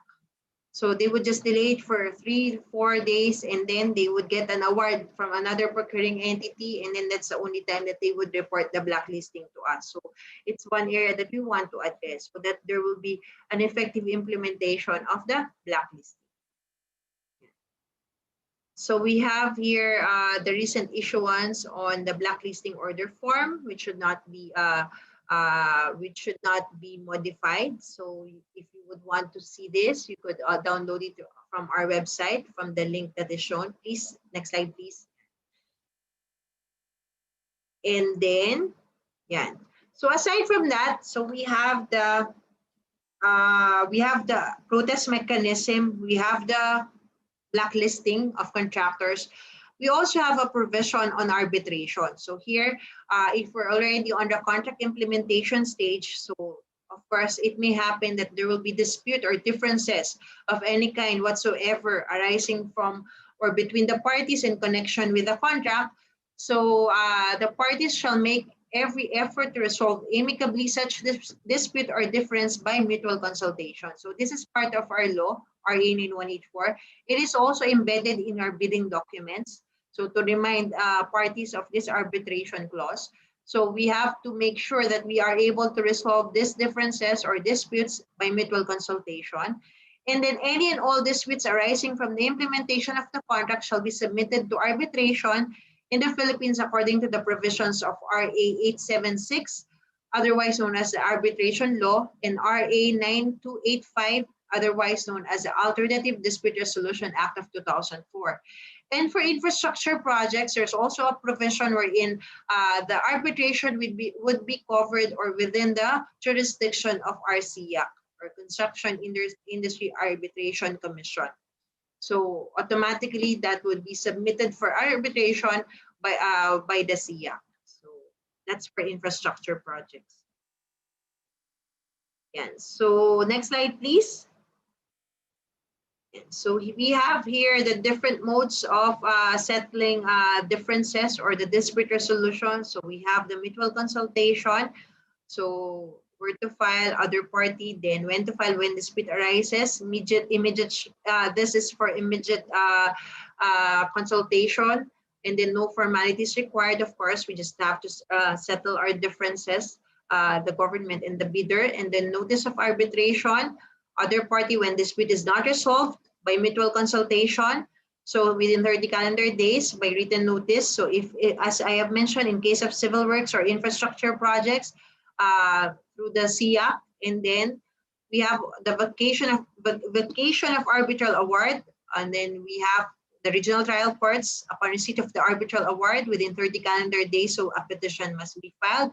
Arbitration agreement is invalid, inexistent, or unenforceable as a result of which the arbitral tribunal has no jurisdiction to resolve the dispute. So that would be the essence of the petition if you want to vacate the arbitral award. Yeah. So next slide, please. Now we go to green public procurement. I think I have a couple of minutes still to finish this presentation. So for green public procurement, as I've mentioned, we already have green public procurement in place. As early as 2013, the Gppb issued a resolution that would support the implementation of SPP or GPP regime in the Philippines. So Sustainable Public Procurement or Green Public Procurement Regime in the Philippines. However, it was only in 2016, after we have this technical assistance coming from the EU switch, that we were able to develop the Green Public Procurement Roadmap and also identify 10 prioritized list of 10 prioritized common use supplies and equipment and non-common use supplies and equipment for green public procurement. So we have identified 20 products or items for green public procurement. So the green public procurement regime or roadmap that we have developed are more focused on goods still. So this is for the initial phase. And then we have adopted this, the GPPB adopted the roadmap and technical specifications that were developed through the technical assistance in 2017. And then midway the implementation of the GPP roadmap, we have currently a technical assistance under the GIZ. So we have designated the GPPB as the GPP Steering Committee and IATWG as GPP Technical Committee, so that we would be able to make sure that we are implementing our Green Public Procurement Initiative. And just recently, there's this House bill that was approved in the lower house or the House of Representatives on the enactment of the Green Public Procurement Act, to which we have actively commented on to make sure that whatever provisions of the law that may be enacted for green public procurement would capture what initiatives that the GPPB already have implemented so far, so that we would not be going back or we would not be reinventing the wheel when it comes to green public procurement. So what would be the approach of the Philippines when it comes to the green public procurement? So as I've mentioned, we have identified 20 products as of now for green public procurement implementation. Well, we did not focus on having to enact a new law for green public procurement, although Congress has just recently passed a law at the lower house. Not yet a law, approved the bill at the lower house, but we did not focus on having new policies because green public procurement may already be launched or may already be implemented using our existing policies, existing mandate and function also of the GPPB. So that's why we base it, or we based it on existing rules that we already have. And then what we want is, of course, by 2017, 2018, for short term, we would be able to have that pilot implementation of the GPP, Green Public Procurement of this 20 products. However, because of certain issues that we have identified, we are not able to implement fully all the 20, or we're not able to buy all the 20 items using the green criteria that were developed. So that is also part of the technical assistance that we have right now, review of the technical specifications, updating as well, or adding more items depending on the outcome of the review. And then later on, what we want beyond 2022, of course, is that we would be able to advance GPP to sustainable public procurement. So this may only be done if we also have already an effective monitoring mechanism, which is also part of the technical assistance that we have right now. We want to be able to effectively monitor the implementation of green public procurement, not just to know whether the different agencies are implementing it, but we want, of course, to capture accurate data as to the impact. So we would be able to have that impact assessment. I believe it was mentioned also by our colleague from Indonesia earlier on, how it is very important that we have the data when it comes to government procurement. And I think the same is true with the GPPB. We are more focusing on the projects that have been laid down by the Technical Support Office and are being proposed to the GPPB, are more on having to have accurate data to base our policies or changes in policies on. Because so we are really developing several platforms, dashboards, so that we would get this data. So similar is true with the GPP roadmap or the Green Public Procurement Initiative that we are currently implementing. So next slide, please. So just to show to you, these are the prioritized CSEs and non-CSEs that we have. So multi-copy paper, toilet paper, record books, cleaners, chairs, disinfectant sprays, trash bags, liquid hand soap, detergent powder, LED lights or bulbs, and then for non-CSEs, computer and laptop monitors. But this has been reclassified into CSEs because of our General Appropriations Act, and then air conditioners, vehicles, fridges and freezers, copiers, paints and varnishes, food and catering services, yeah, training facilities, hotels, venues, toilets and urinals, textiles, uniforms, and working clothes. So what we used for the development of the criteria and the identification of this prioritized items is this assessment matrix: the readiness of the market, environmental impact, cost implications, practicability, support to government, environmental objectives, and of course, support to the local economy. So that was what we looked into when we identified these 20 items. But I believe part of the review as well, it's good that that review is timely of our GPP initiatives, because I think with what is happening right now, with what has happened, or a lot has happened in 2020, it is really a good time to revisit, because some of the items here may be prioritized before, but there may be changes in priorities, or there may even be changes in the amount or volume of procurement when it comes to these items that have been previously identified. So that's all. With that, I would like to end this presentation. Yeah.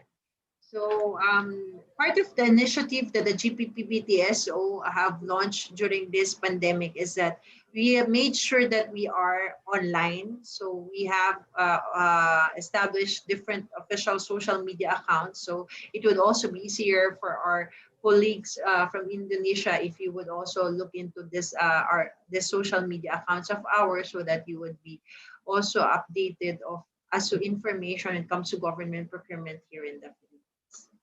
So thank you very much. Maraming salamat po. Thank you very much, Director Melissa. So I hope everyone learns new things from the GPP-BTSO this morning on the first topic. So before, however, we proceed with the open forum, we know that we've already received a number of questions in the Q&A facility. May I ask if we can have a 5-minute break? This would be a health break, or you can get your refreshments or coffee. It is also good to know that we've catch up with our time. So we ended on time for the first topic. So we will have a 5-minute break. So in my time, it's already 10:22. For the Indonesian participants, it's 9:22. So please be back by 9:27 for the continuation of our discussion.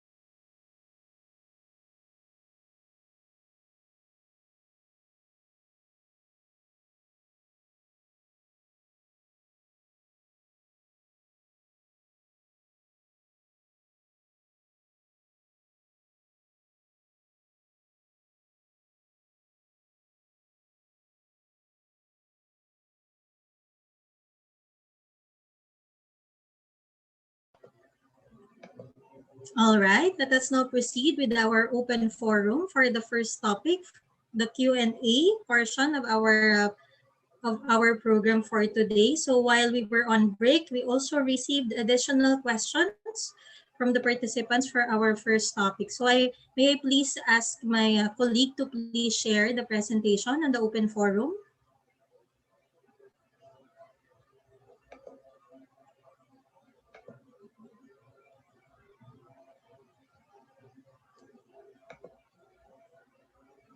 So Director Melissa, are we all right to proceed?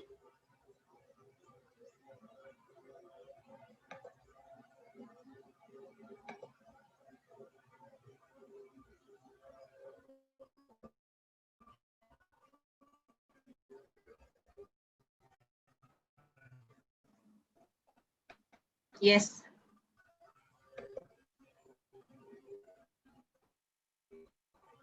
So who will be the one reading the question? All right. So for our colleague is still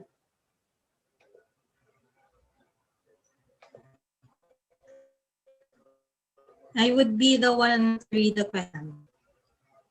I will just share the open forum slide.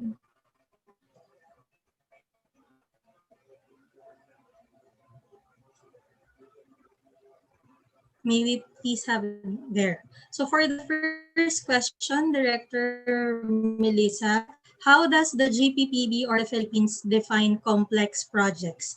This is with reference to the single back mentioned and that we are allowed or the procuring entities are allowed to create additional backs or bids and awards committee.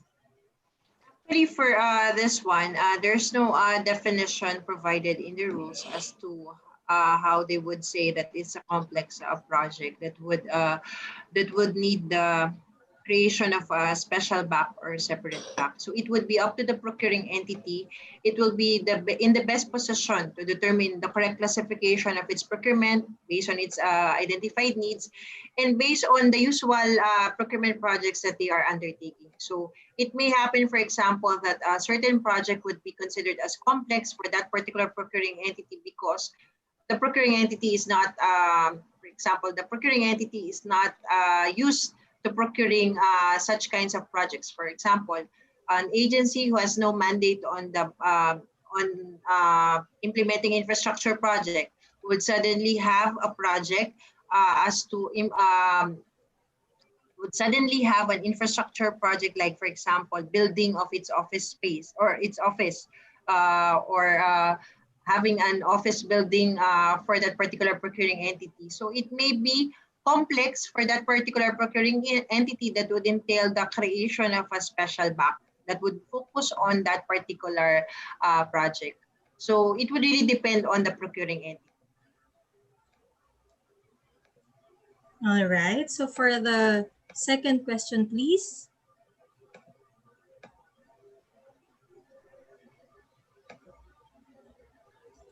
What are the experiences in including observers in the procurement process? How do you select observers?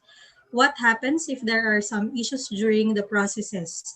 What are the observers' responsibilities? And in practice, does participation of observers delay or accelerate the process?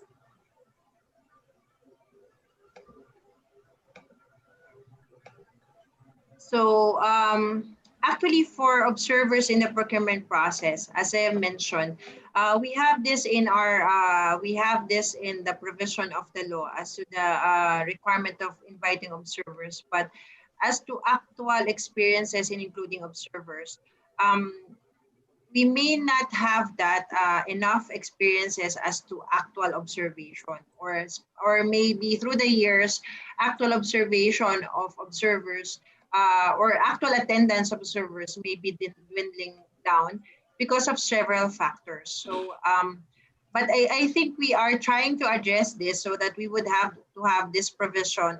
We would have a provision wherein we are not just inviting observers, but they're actually observing the procurement process. So that's one area that I think we want to continually improve on, how do we have observers attend. And then as to the selection of observers, we have the provision in the IRR as to the criteria or the conditions by which observers would be able to in which observers are qualified to observe the procurement process. So they must, for example, registered with the SEC. They must have knowledge and expertise, and all of those things. And then, what happens if there are some issues during the processes? So if there's an observer during the procurement stage, that particular procurement stage, so if there are some issues, then it must be indicated in the observer's report, and then they must submit the observer's report to the procuring entity, head of the procuring entity, and then also copy furnish the Gppb, and copy furnish the Office of the Ombudsman. So that would be the basis for change in policy, or that would also be the basis for filing or having an investigation later on by the Office of the Ombudsman. Now, if they attended if an observer attended that particular procurement process or stage, and there's no observer report that has been submitted or has been filed, then there's this presumption that the process the procurement process or proceedings has been conducted in a regular manner. So there will be a shift on, if later on there would be issues, there will be cases filed, there will be a change, or there would be a change of the burden of proof as to whether it was conducted in a regular manner or not, because there's that presumption already if they did not submit any observer report. So what are the observer's responsibilities? So of course, to observe the process, sign a confidentiality agreement when they have to get certain, they would get copies of certain documents that are allowed to them. The reason being is that it is a live bidding process. There may be issues on national security. There may be other issues as well that we didn't want the integrity of the procurement process be affected. So they must sign the confidentiality agreement. And of course, the responsibility of the observer is to conduct, to properly observe, and then of course, make that observer's report if they have observed any irregularity on the procurement process. But of course, as we always mention to observers, if there are best practices as well, they are not prohibited from making an observer's report. So it would be, it can work both ways. Because if there are best practices and they make an observer's report and they submit it to the Gppb, what will happen is that the Gppb may institutionalize this best practice through the issuance of a policy. So that would be the reason for the filing of the observer's report. Now, in practice, does participation of observers delay or accelerate the process? As I've mentioned, the requirement that we have in the law is that we just invite observers. So if they do not attend, it will not be a ground for delaying the procurement process or not conducting that particular procurement process at all, because we are balancing two interests. One, they have the opportunity to observe the procurement process. Two, if they are not able to do so, we could still continue with the bidding process. So that is why the requirement is just the invitation. So that the BAC would have to prove that they are invited observers and they were given the opportunity to observe. And if they do not, then it's not a ground for us to delay the procurement process or not to push through with the process. Correct. So we also have the Procurement Observers Guide. We have developed this manual or guide for observers. This is just a checklist or do's and don'ts when they are participating in government procurement processes in the Philippines. So thank you very much, Director Yan. For the next question, please.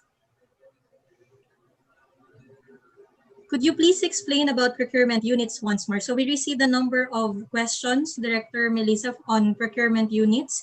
This is one of them. So about the determination of organization level of procurement units and perhaps its functions, thus managing the e-procurement system and delivering procurement advocacy included in the functions of a procurement unit.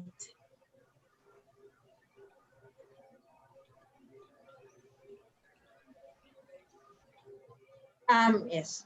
So for the procurement units, as as I've mentioned earlier, is that is not part of the rules or the GPRA or the IRR of RA 9184, but this is based on a DBM issuance.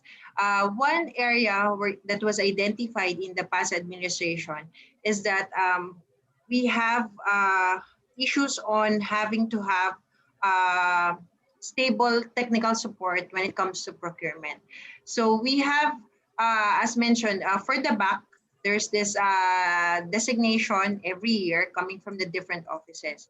So sometimes what would happen also for procuring entities is that for the back secretariat, there would also be an ad hoc committee or a designation as members of the back secretariat from different offices as well.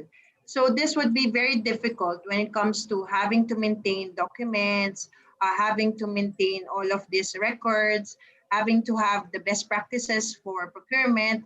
So what the DBM did, Department of Budget and Management, is to issue circular on the creation of this unit. So because they are the ones, they have the mandate to approve the creation of different units and different positions in different agencies. So depending on the size, they would allow the creation of a procurement unit.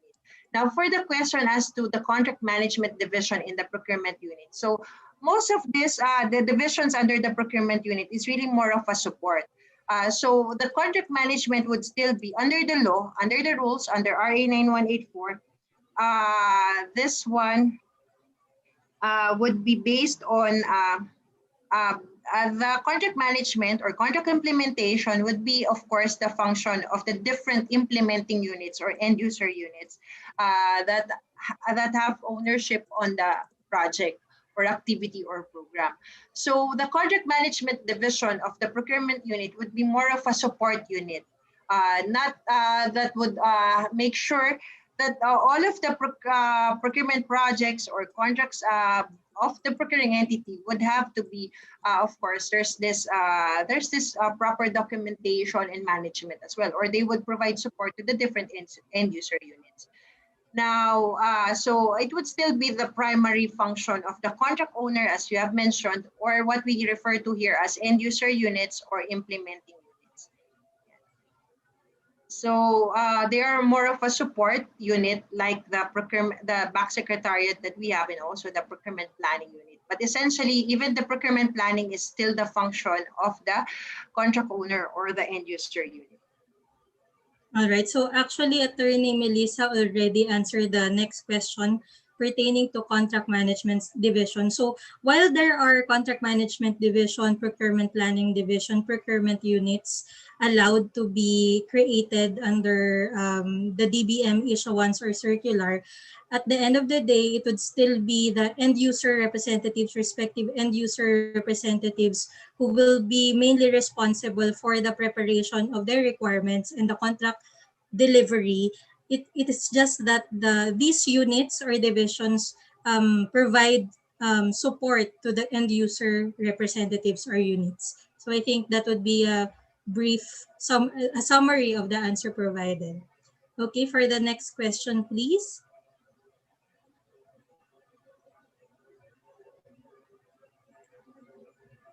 Any bidder or prospective bidder may initiate action for blacklisting. Could you explain more about this in practice? What are the first offense and second offense? If one supplier has been blacklisted, will they still be allowed to participate in SOEs and vice versa? And if vice versa, if one supplier has been blacklisted in certain, I guess this is procuring entities, does the government agency or procurement unit allow such a supplier to participate in government contracts?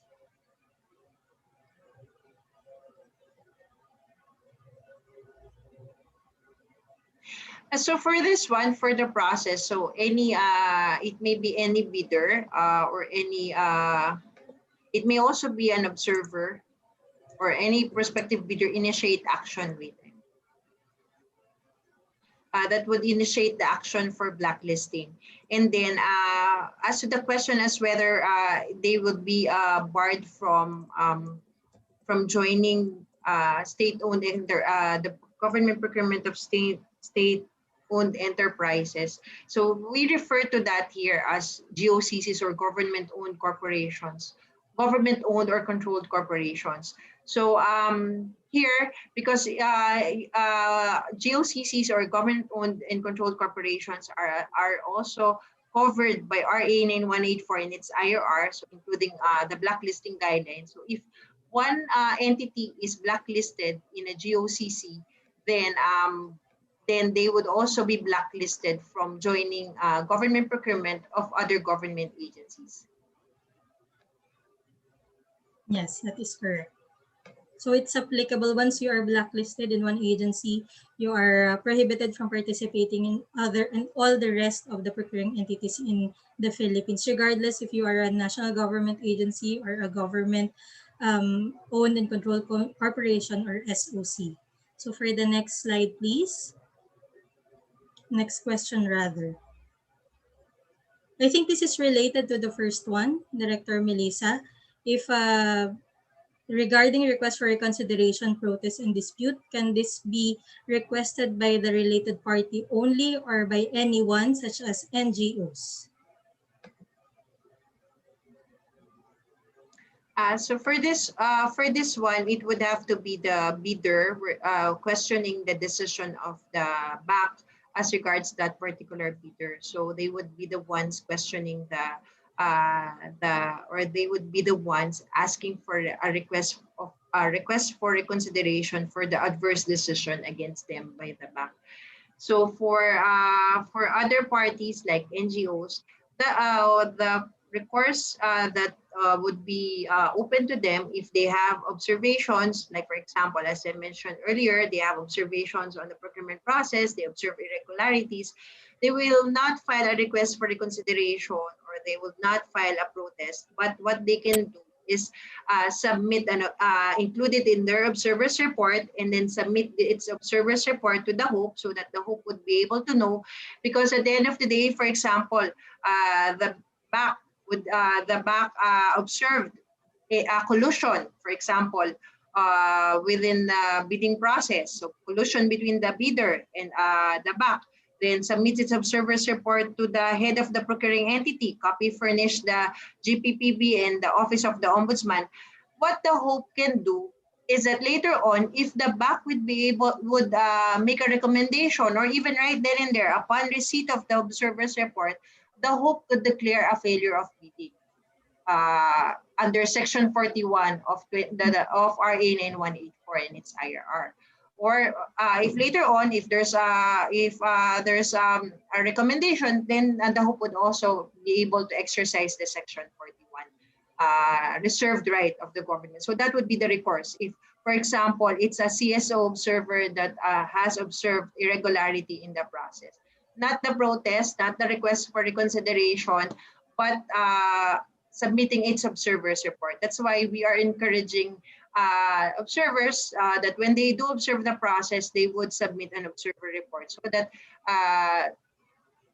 the HOPE would be able to know what's happening on the ground.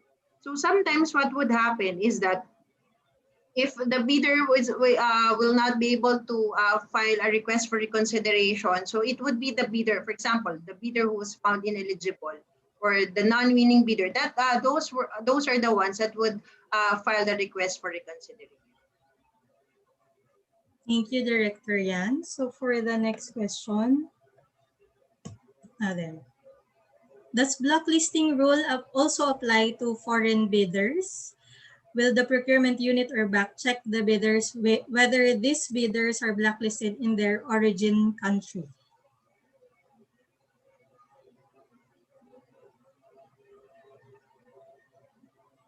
So right now for the blacklisting, it does not distinguish. So it applies to the bidding process here in the Philippines. So whether it would be foreign bidder or local or domestic bidder, then the rules on the uniform blacklisting guidelines would apply. So it does not distinguish. So it would be applicable so long as the bidder joined the bidding process here in the Philippines and there are grounds for blacklisting. Yes. Next question, which administrative unit will be responsible in designing procurement planning in the Philippines? What are the stages to design procurement planning, and how do you conduct market research in terms of making strategic procurement planning?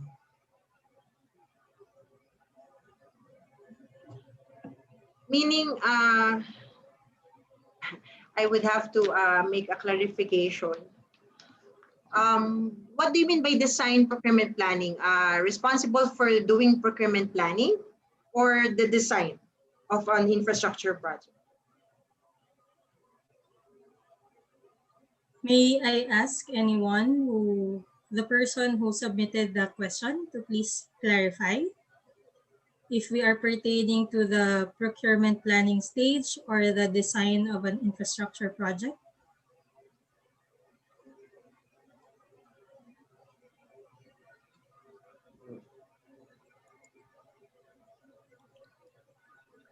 Maybe we could skip that question and then go back to it later on. Okay, so for the next question, how does Gppb perform supplier or contractor performance management system?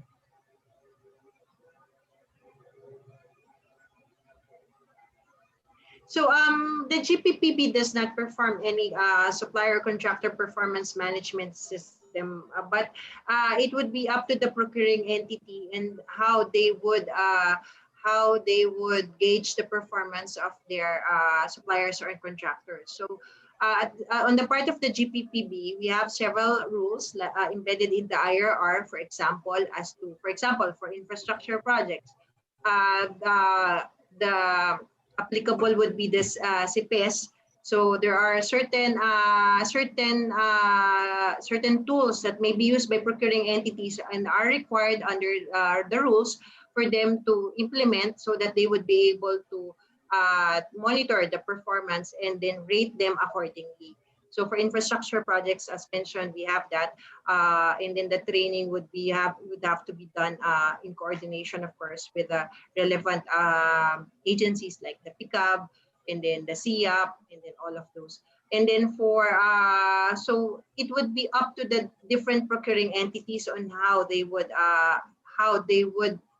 assess the performance of the different suppliers or contractors, given that they also have the authority or the function or the authority also to be able to, for example, terminate the contract if the supplier does not perform well, or to the point that they have already defaulted on the terms and conditions of the contract. And then also procuring entities would be the ones to verify with other agencies or procuring entities as to the performance of procuring entity, of contractor, if there are delays in the delivery, if there's unsatisfactory performance, or if there's unsatisfactory delivery, and all those things. So that would be the way we would be monitoring, or we would be able to perform this supplier contractor performance management system.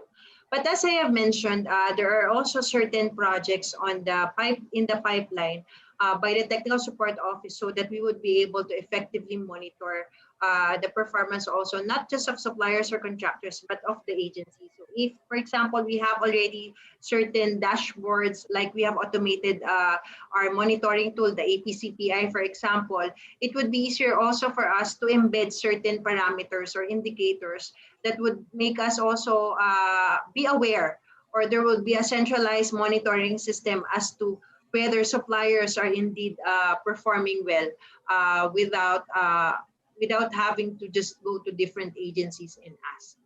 But as of now, we do not have that one centralized system or platform for the performance management system of suppliers or contractors. It would be dependent on procuring entities.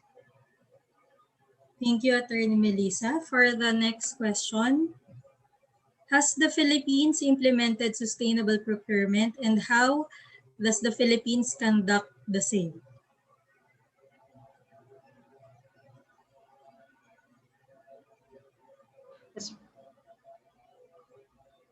So as of now, we have not yet, we have not reached that SPP category yet, but we're still the sustainable public procurement.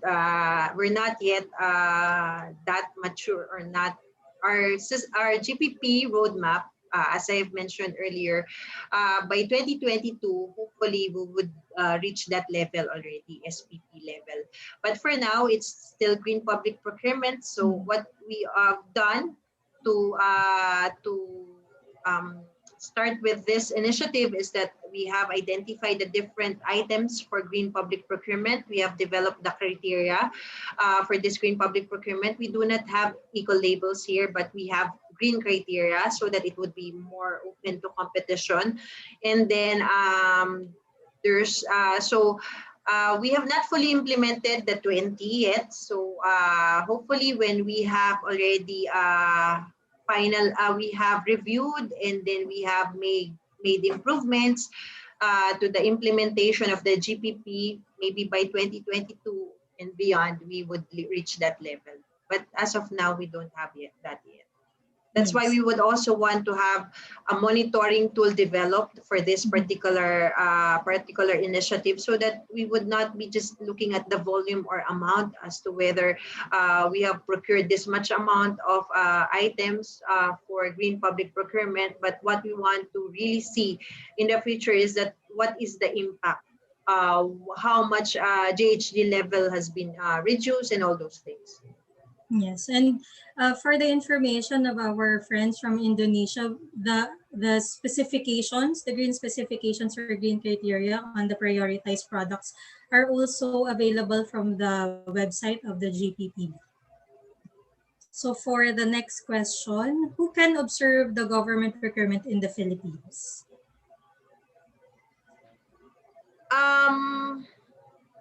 When you say who can observe government procurement in the Philippines, meaning the different bidding process or different procurement projects, the bidding process for the different procurement projects. So if that would be the case, that the 3 observers that we have that we should be inviting every procurement activity would be this observer from the Commission on Audit, observer from the civil society organization, and observer from a private association. So meaning if we are bidding out ICT equipment, for example, we would invite observer coming from the Philippine Computer Society or association relevant to that particular procurement project. So if we are bidding out infrastructure project, for example, we could invite observers from the Philippine Constructors Association. So that would be the observers for government procurement. But the nature of public bidding or competitive bidding. So if the procuring entity would be using public bidding or competitive bidding for a certain procurement project, the nature of it is public. So meaning it's really open to all, open to especially to prospective bidders. So anyone could really observe, but of course, if you are an observer, any of the 3 observers I've mentioned, you have that function also to be able to submit your observer's report. So that would be the difference. Okay. I think that would be the last question that we have documented, Attorney Melissa, but may we go back to this other question on procurement planning? Maybe perhaps they are inquiring on how do we prepare our procurement plans, or when do we prepare our procurement plans, and the activities related in the preparation of our procurement plans. Maybe we can discuss that in brief instead. Okay, so for the procurement planning, so here in the Philippines, for procurement planning, we have one section in the law that is focused on procurement planning. That is Section 7 of RA 9184 and its IRR. So when you look at Section 7 of RA 9184, you would see their procurement planning and budget linkage. So the framers of the procurement law have emphasized that procurement planning should be done during budget preparation. It is strongly linked with the budget or with the budget preparation. So here in the Philippines, for the budget preparation, we have what we call a yearly budget. So it is being like for now, our budget for next year, 2021, for the national government is being deliberated upon by Congress so that it would be approved hopefully by December, and then we would be able to implement it by January. So for 2021, for the fiscal year of 2021. So if we are doing our procurement planning, so we have to do that alongside our budget preparation. So usually the DBM, which is in charge of the budget preparation, would have this budget call first quarter of the year, preceding year. So for 2021 budget, for example, the budget call would have been done first quarter of 2020. So meaning we are preparing 1 year ahead of time for our budget proposal. So we should be preparing as well 1 year ahead of time for our procurement projects for next year. So what that is the normal thing to do. So, but we advise also procuring entities that they should not just look at procurement planning on a year-to-year basis, because there may be projects that would have to be implemented for there may be projects that would have to be implemented multi-year or several years, so that they would not be continuously asking, or they would be able to have a continuous implementation of the project. So the planning should be not just for 1 year, but also for 3 years, taking into consideration the project, the objective and the function, or the purpose of the project. But so procurement planning is normally done first quarter of the previous year. So for 2021, first quarter of 2020, supposedly, end user units or implementing units would have to make their project procurement management plan, or the PPMP. So they will attach there the different technical specifications, scope of work, terms of reference for the different projects that they would be implementing. So depending on the function and mandate of an end user unit would be the content of their project procurement management plan. So all of their projects for the given year would have to be indicated there, whether they would be using they would procuring it, whether they would use other contractual arrangements like consignment or other contractual arrangements aside from consignment, or joint venture or whatever, they would have to include in their PPMP. And then this will be consolidated by the BAC, Bids and Awards Committee, through the BAC Secretariat into an annual procurement plan. So all those that have to be procured under RA 9184 would have to be consolidated in the annual procurement plan. So since this is linked with budget, there will always be that coordination also with the budget office, so that we would know if, for example, the proposal would be way above any budgeting rule that has been issued, or even auditing rule that has been issued. So by second quarter of the year, this should have been finalized. There should already be an indicative APP when the budget of the agency is submitted to the DBM for assessment, review, and also later on for submission by the President by July, after the State of the Nation address. By July, submission by the President to Congress for their deliberation. So right now we are currently, the Senate is currently deliberating the budget. So supposedly we have all our procurement plans in order, because here in the Philippines right now, we have also for the past 2 years, we have already made sure, even if it's already in the rules way back, we have emphasized the early procurement activity, or the procurement short of award, because this would help us in effectively implementing also the cash budgeting system that have been institutionalized by the DBM, because we are not anymore obligations based, so cash budgeting system. So procuring entities must be able to procure within the year. So if there are projects that would have to start by January next year, they should have already started their early procurement activities as of now, so that when the budget has been approved, they would just award the contract. So all of the procurement planning activity should have been done 1 year ahead of the implementation, or 1 year ahead of the start of the procurement process. Yun. Thank you very much, Attorney Melissa. So We hope that we were able to answer your questions. In case there were questions that were posted but we were not able to include it in the open forum, maybe I guess we can provide still you with the answers through our NPPA representative and contact persons. So if there are other questions that were left behind, we will give you still the answers to this question. So to Attorney Melissa, maraming salamat po for your time and for explaining the questions for our participants. And we may proceed with the next topic on capacity development programs in the Philippines. So may I ask again my colleague to please share the screen for the next topic that we will have. All right, so to introduce our next resource speaker, she is currently the officer in charge head of the Capacity Development Division of the Government Procurement Policy Board Technical Support Office. Let us all welcome for the second presentation, Ms. Maria Laura T. Alvarez Hortillas. Ms. Laura?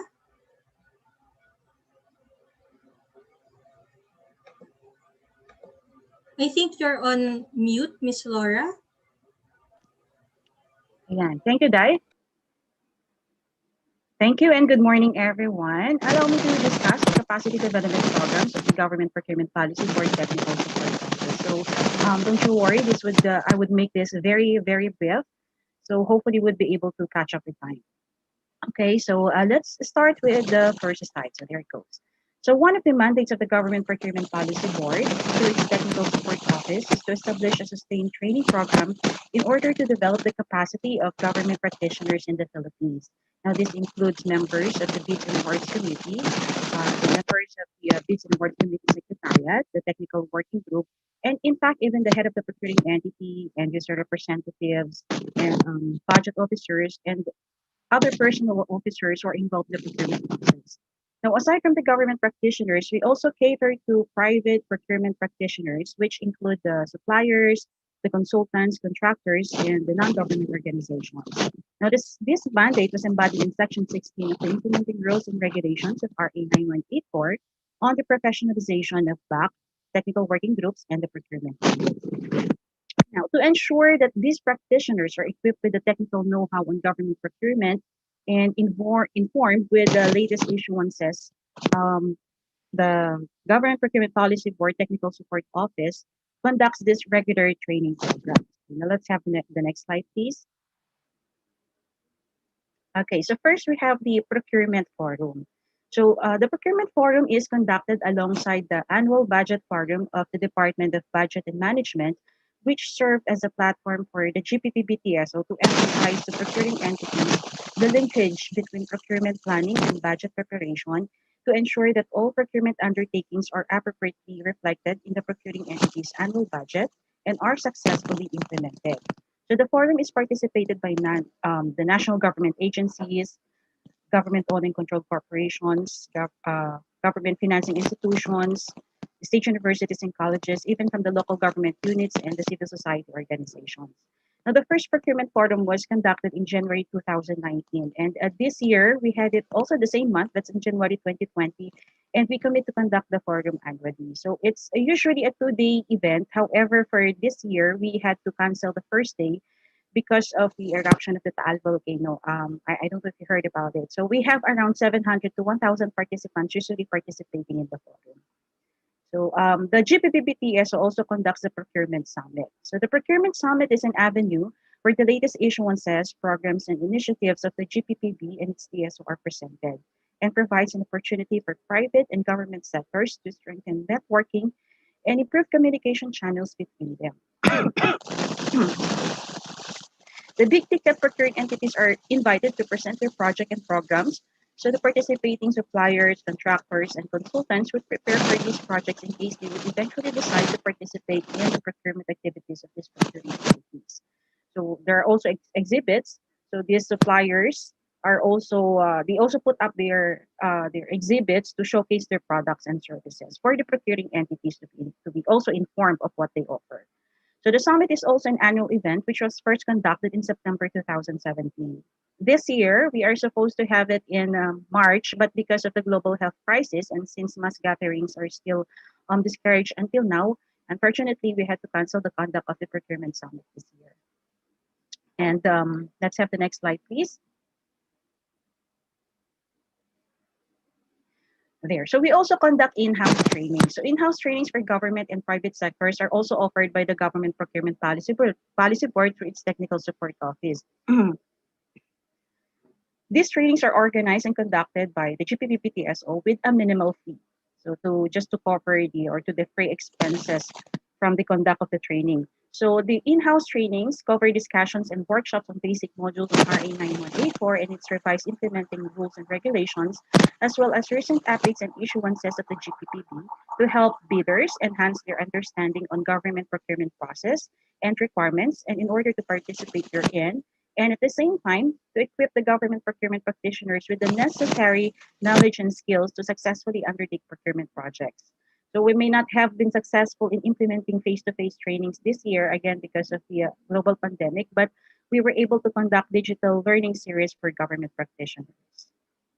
And then we also have the public procurement specialist course. Let's proceed to the next slide, please. Okay, so to implement this program, the Public Procurement Specialist course, the Government Procurement Policy Board Technical Support Office partnered with the state universities and colleges to institutionalize the professionalization of procurement practitioners. The course has 3 levels. It has the basic, intermediate, and advanced levels. The modules for this program were initially developed in 2016 by the Asian Institute of Management for the Gppb through an International Development Fund grant from the World Bank for the professionalization of public procurement practitioners and functions from the International Bank for Reconstruction and Development.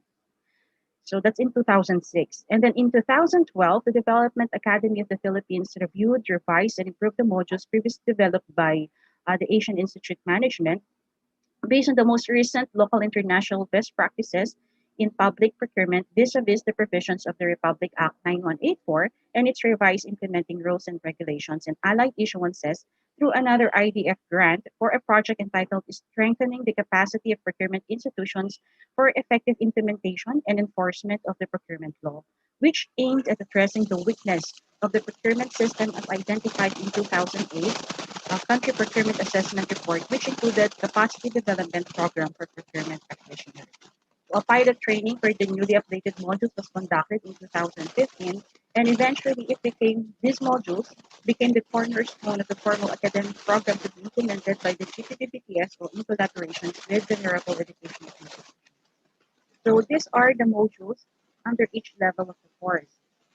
Let's have the next slide, please.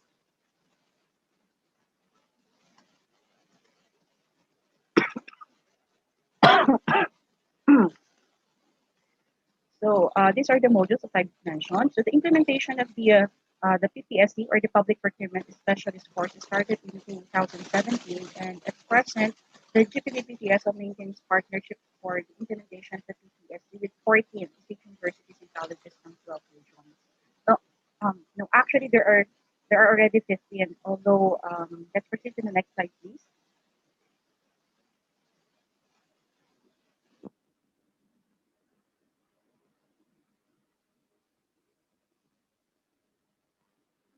Next slide, please.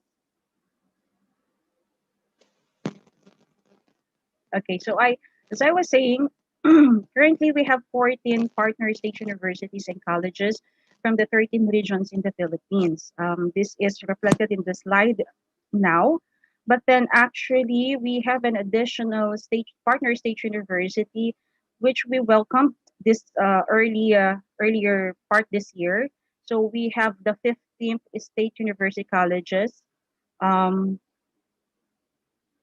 Region 4B, if I'm not mistaken, the Palawan State University. So from 14, we now have 15 partner state universities and colleges, and hopefully we'll be able to get more state universities to partner with in order for us to be able to properly roll out the public procurement specialist course. So let's have the next slide, please. So this slide shows us the number of graduates of the Ppsc. So it's, as you can see, we started in 2017, and by the end of 2019, there are a total of 2,011 graduates produced already from the public procurement specialist course. Okay, so let's have the next slide. Another regular capacity development program is the conduct of training activities for local government units.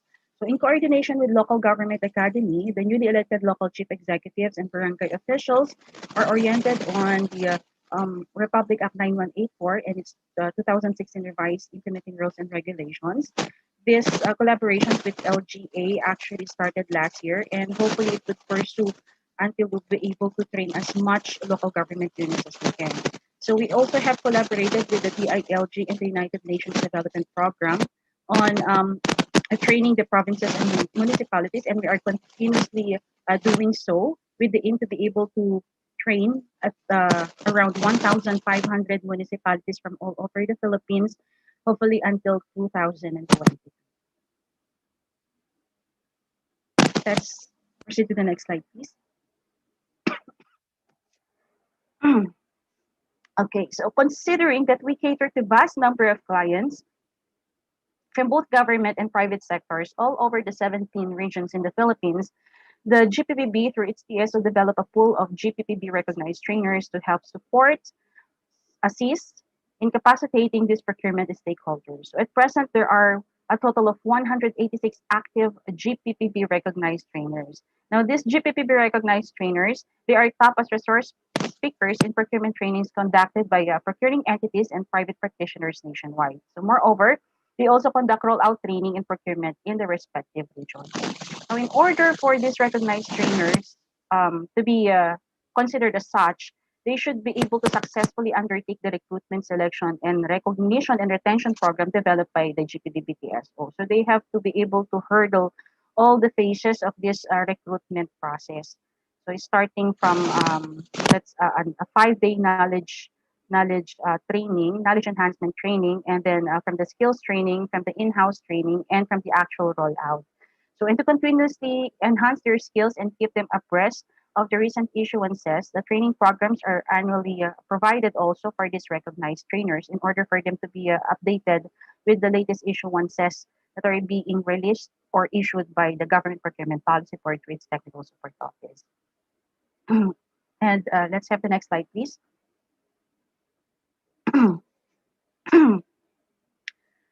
And finally, we have the conduct of the digital learning, which I have already actually mentioned earlier. So with the need to adapt to the changes brought about by the recent circumstances and the demands of the new normal, the Gppb TSO has also shifted to digital learning in order to continuously implement our capacity building programs. So we have implemented the digital learning series.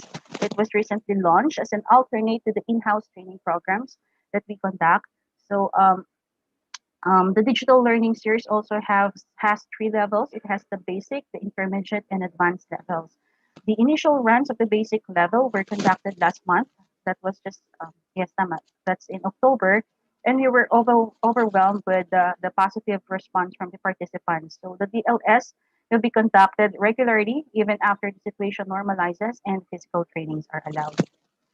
Okay, so since the early months of the community quarantine, aside from the digital learning series, let's proceed to the next slide, please. Here, so just to show you some figures, we were able to conduct a total of 14 online trainings or webinars with a total of 3,913 participants from different government agencies, suppliers, and non-government organizations. So such an undertaking shows our commitment in making the procurement regime in the Philippines responsive and agile to the ever-changing procurement environment. So I think this is the last slide for the capacity development programs offered by the Government Procurement Policy Board Technical Support Office. Yes, it is the last slide. So thank you very much. Dai? Thank you very much, Ms. Laura. So if you can notice a while ago in our program, we will have the second set of the open forum after the third presentation. So we will have that after this, the topic on monitoring session. So I hope that you were able to get some idea on how we conduct our online training since under the new normal, and as mentioned by Ms. Laura, we will continue to offer the online trainings even if the situation normalize and we can conduct physical trainings. So for the, just to check, how are our participants so far? Are you still okay? Are you still with us? You can send us a message in the chat box if you are okay. Just say, we are okay, or okay, before we proceed to the last topic that we have for today. Sir Gigi, are we still okay?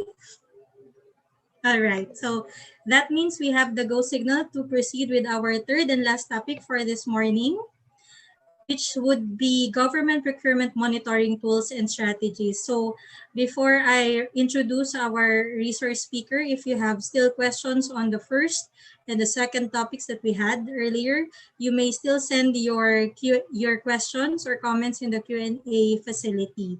So allow me now to introduce our next resource speaker. She is a certified public accountant by profession, and she started her career in the government as a supply officer of the Procurement Service of the Department of Health of the Philippines. Currently, she is the officer in charge head of the Performance Monitoring Division of the Gppb TSO, which spearheads the implementation and validation of the agency procurement compliance and performance indicators, which is the self-assessment tool on government procurement. In 2019, she finished the master program on public management at the Development Academy of the Philippines. Please welcome Ms. Carla B. Portugal. Ms. Kalay? Thank you very much, Ma'am Dai. Hello and good morning, everyone. Thank you very much for this opportunity for me to share with you the monitoring tools and strategies of the Philippine government procurement. Ma'am Kalay, if I may, your volume is a bit low. Here, can you hear me now po? Yeah, that's better, ma'am. Okay. So once again, thank you very much for this opportunity to share with you the monitoring tools and strategies of the Philippine government procurement. So let's start. Next slide, please. And then another slide. Okay. The monitoring function of the Government Procurement Policy Board is in accordance with its mandate under the procurement law, which requires us to ensure the proper implementation by the procuring entities of the procurement rules pertaining to public procurement and to conduct a review of the effectiveness of the procurement law. Next slide, please.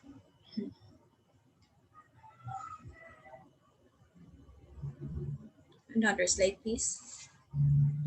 Our monitoring system in the Philippine government procurement exists from the time of procurement planning down to the post-procurement activities of all the procuring entities. So if you can see on your slide right now, during the procurement planning, the procuring entities are required to prepare their annual procurement plans. And during the actual conduct of procurement, the procuring entities are required to submit to prepare their procurement monitoring reports. And after the procurement year, which is usually the calendar year for the Philippine government, the procuring entities are required to prepare their agency procurement compliance and performance indicator system. For this, these are the main tools of the procurement monitoring, wherein the procuring entities are required to prepare themselves all these forms and tools and post it in their respective websites. And later on, upon the approval or completion of each forms, they are required to submit it to the Gppb TSO for monitoring and also for review in order for us to generate specific data needed in order for us to recommend policies and recommendations to the board, which can be implemented or which will be implemented in the entire Philippine procurement system. Next slide. Okay, allow me to focus out my discussion on the agency procurement compliance and performance indicator system. The APCPI is being used to measure monitor, and evaluate the effectiveness of the procurement practices of the procuring entities against that of the national public procurement systems and the international best practices and standards. Basically, this is both a procurement monitoring and evaluation tools wherein the procuring entities will have to identify specific procurement information that they will be need to fill out in the form provided to them or the APCPI system, and then later on to conduct an evaluation on their performance and compliance. The APCPI involves qualification qualitative and quantitative information. And upon gathering and consolidating all this information, the procuring entities are able to identify their specific strengths and areas for improvement. And then upon identifying these areas for improvement, the procuring entities are allowed to prepare their own action plans. Next slide.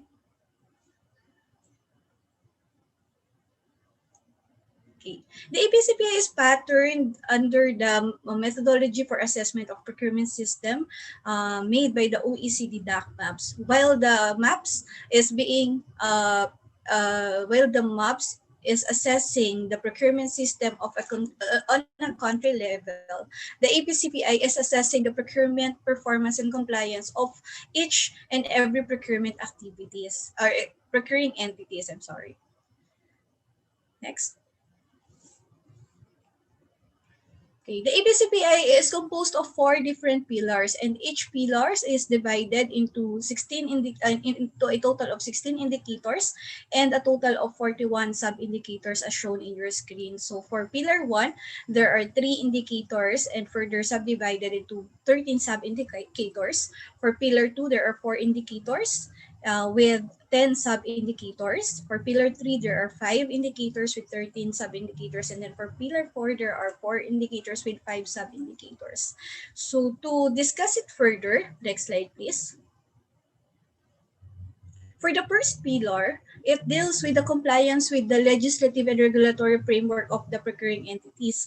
So this provides, or this helps the procuring entities to determine the compliance to key legal requirements. Basically, this discusses or this looks at the agency performance in terms of the use of the methods of procurement, like the public bidding and other alternative methods of procurement provided in the procurement law. It also looks at the competitiveness of the bidding process of the agency, wherein it looks at the participation of the bidders in every procurement projects. It posts or it publishes, or the procuring entity publishes. For the pillar 2, this is about the agency institutional framework and management capacity. It looks at how the procurement system is being operated within the agency's management system. So for this pillar, it looks at the presence of the procurement organizations, not only whether there is an existing bids and awards committee, but also whether there is an existing office order that establishes the bids and awards committee and also its secretariat. It also looks at the procurement planning and implementation of the agency and the use of the Philippine government electronic procurement system, and also the system for disseminating and monitoring procurement information. This indicator guides the procuring entities to ensure that the necessary resources and technology are in place to ensure the timely and proper posting, reporting, and dissemination of procurement-related information. For the third pillar, next slide please.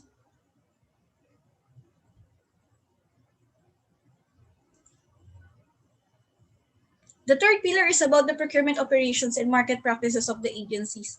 So it measures the operational effectiveness and efficiency at the agency level.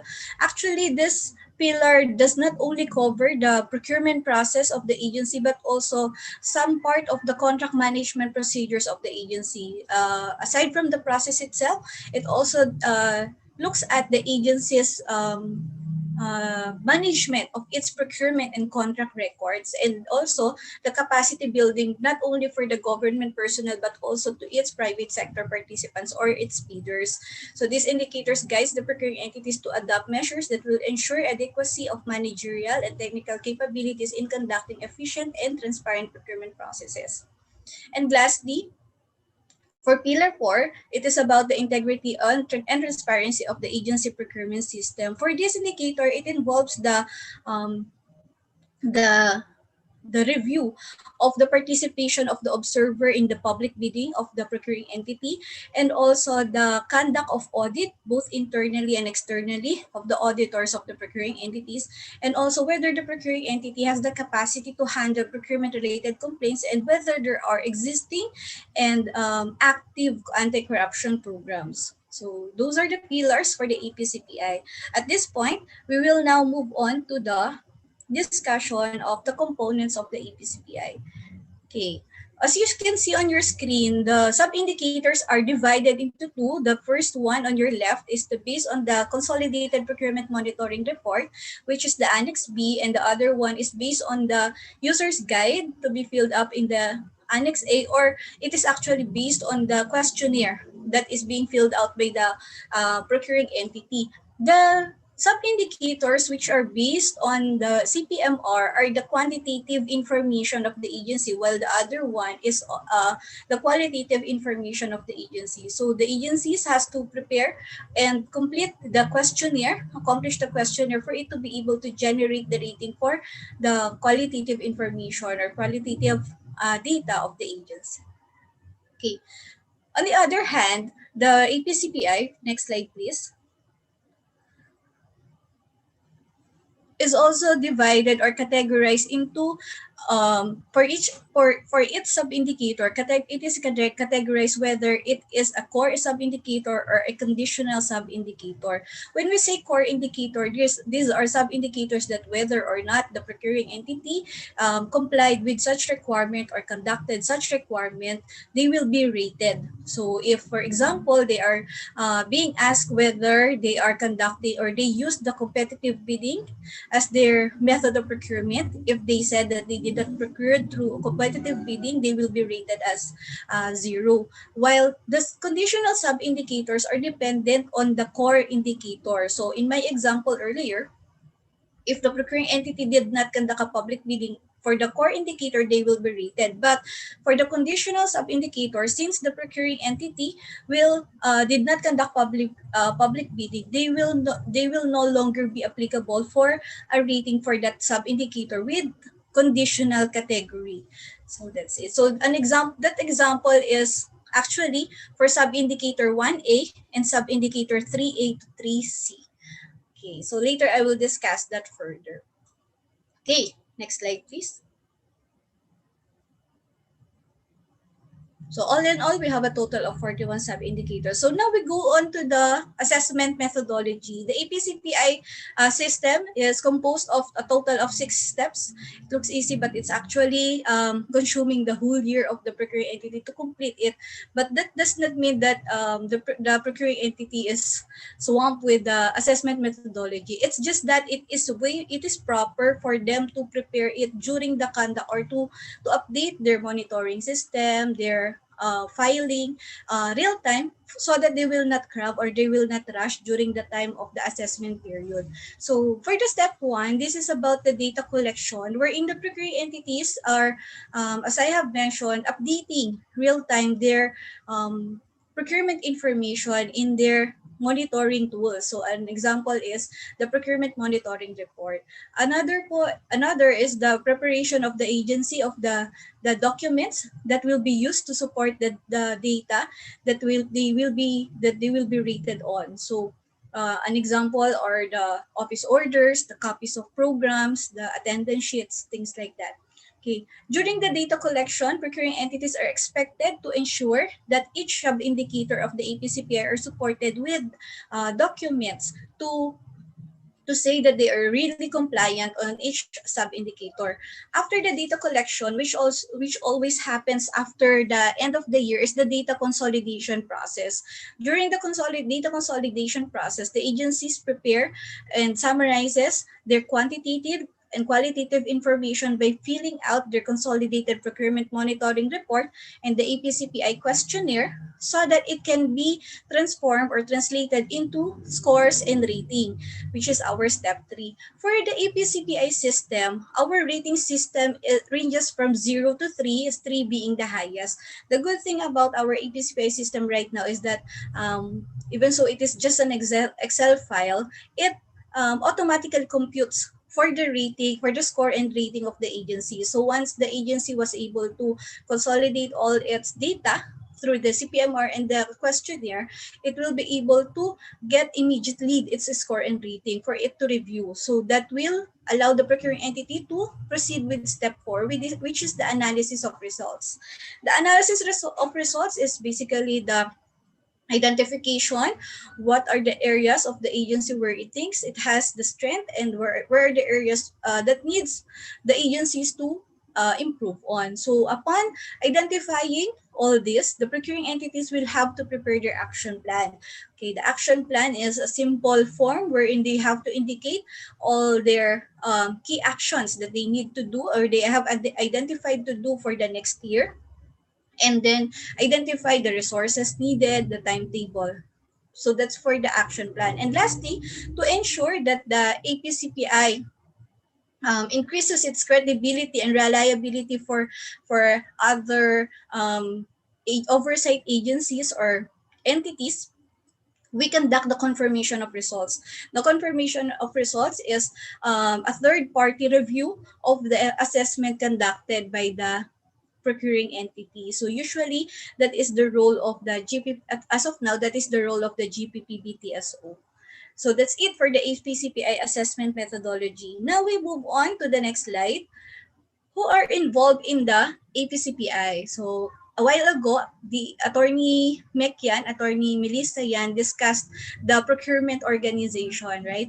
So for that, the APCPI involves the entire or the whole actors within the procuring entity for the procurement. So we start with the head of the procuring entity down to the end user units or the divisions concerned with the procurement of the agency. Also, other than that, it also involves the accounting, the finance department to ensure that the APCPI covers the entire procurement system of the agency. So it is not about who is in charge of the actual procurement activity, but who is in charge of the entire procurement system of the entity, which is all these procurement actors in the procuring entity.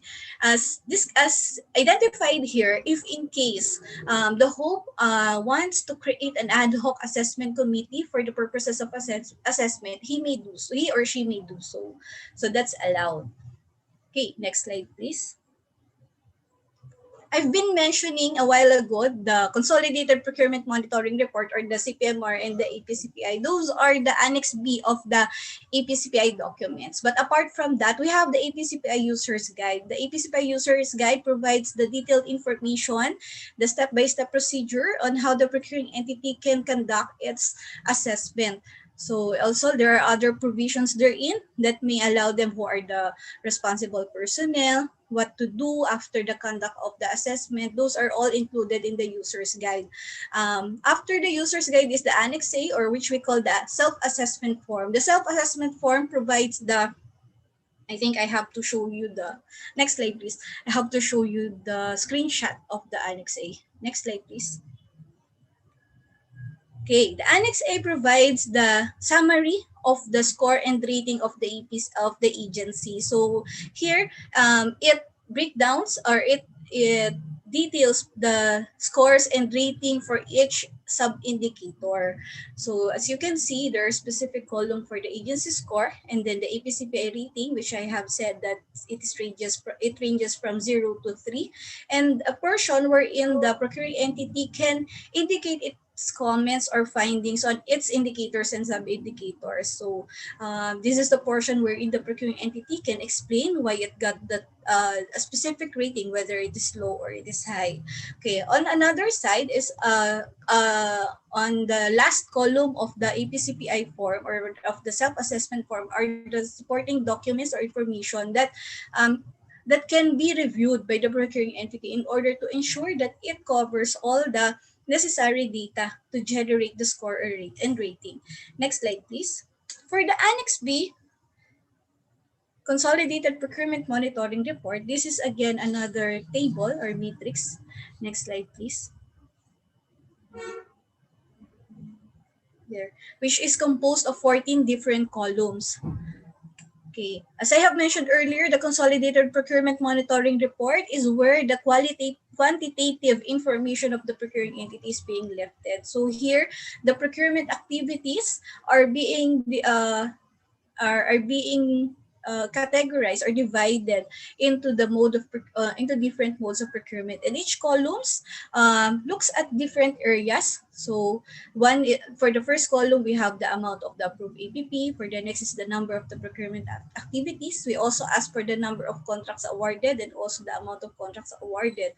So for the column column 6, we have the number of failed biddings of the procuring entities. And from column 7 to 9, this asks for the participation of the bidders in the competitive bidding of the agency.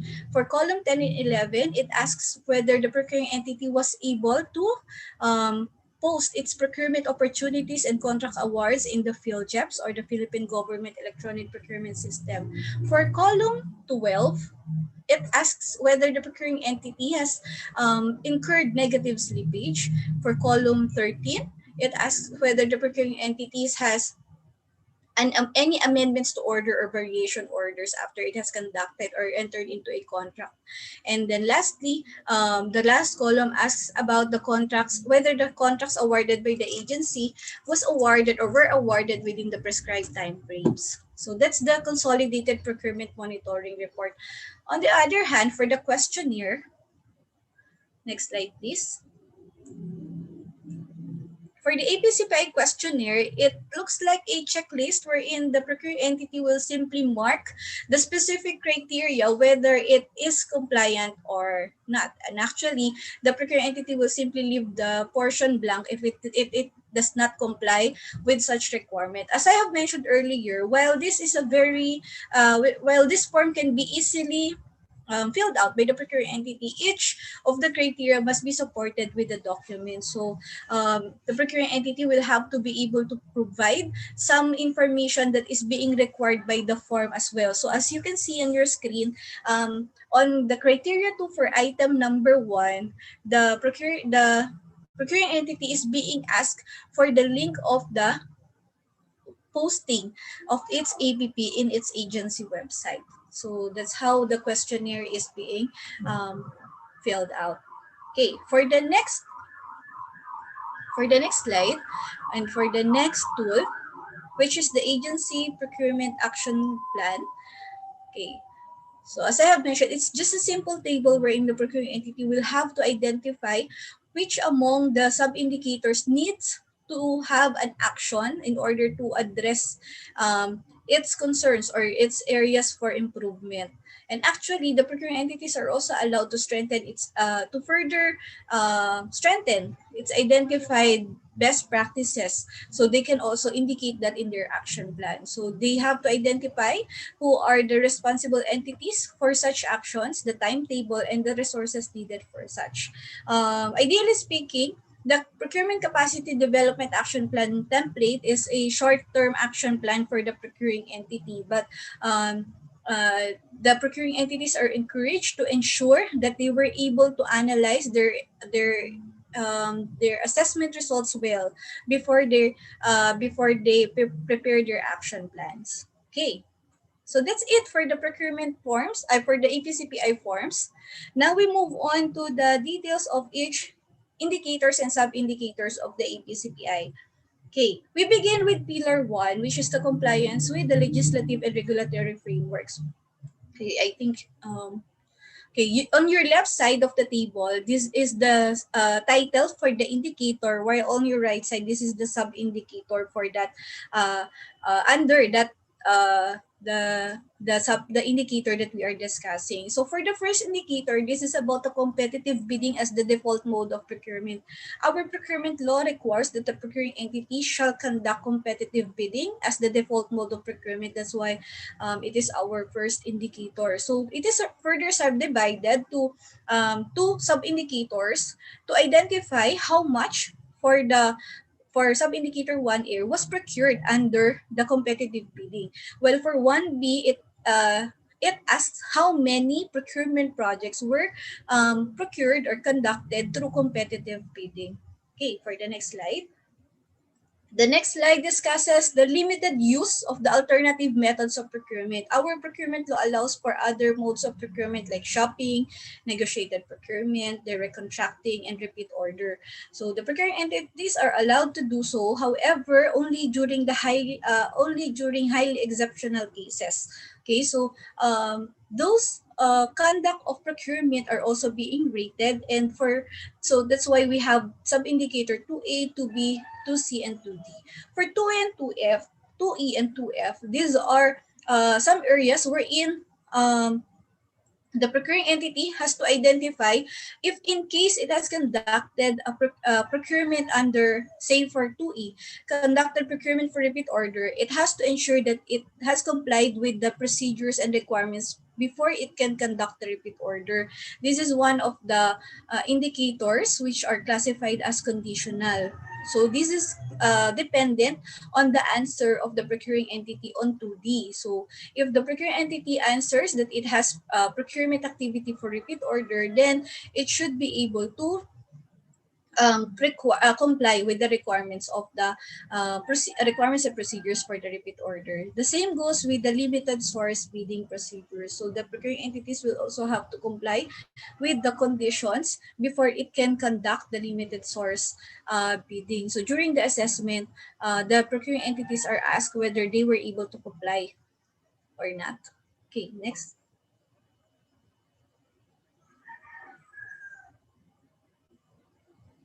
Okay, for the third indicator, which is the competitiveness of the bidding process, the the first four sub indicators mostly is for the bidders of the procuring entities. For sub indicator 3A and 3B, the procuring entity is being asked whether about the number of the entities or bidders who acquired bidding documents, who submitted bids, and who passed the eligibility stage of the procurement.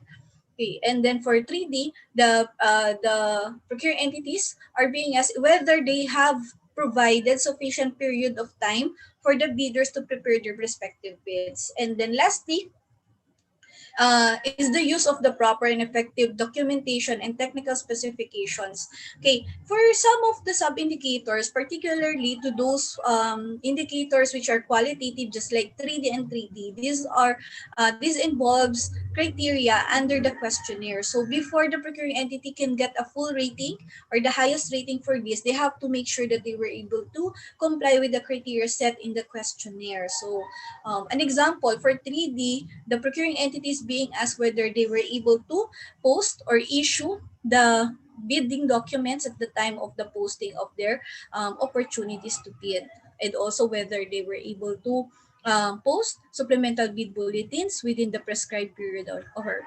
timeline. So like things like that. Okay, for the next indicator, okay, which is the presence of organization. We are now moving to pillar 2, the agency institutional framework and management capacity. So for indicator 4, the presence for procurement organization, the procuring entity will have to identify whether it has established the bids and awards committee and the back secretariat or procurement unit according to the rules. So for these sub-indicators, the procuring entity will be asked whether there is an existing order, whether there is a sufficient number of members for the bids and awards committee, whether the bids and awards committee members are qualified based on their ranking, and then whether the bids and awards committee and the secretariat was able to attend attend trainings on the Republic Act or on the procurement law. Okay, for the next slide. Next slide again.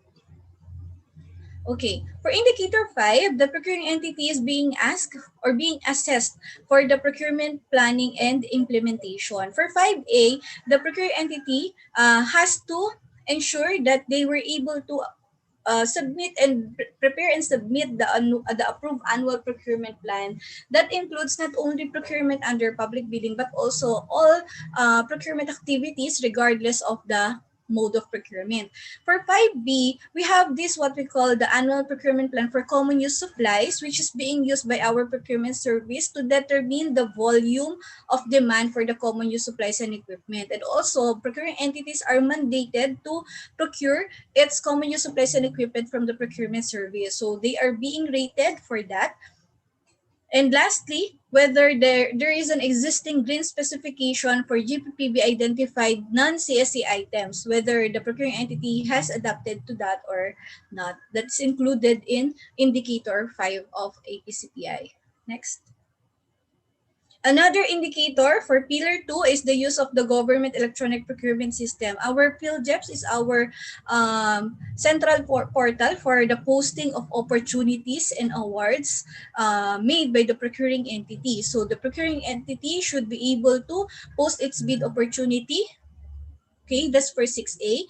The procuring entity should be able to post its contract award information. That's for 6B. And for 6C, that this breaks down the posting of the procuring entity of its award through alternative methods of procurement. So that's it for indicator 6. We now move on to indicator 7.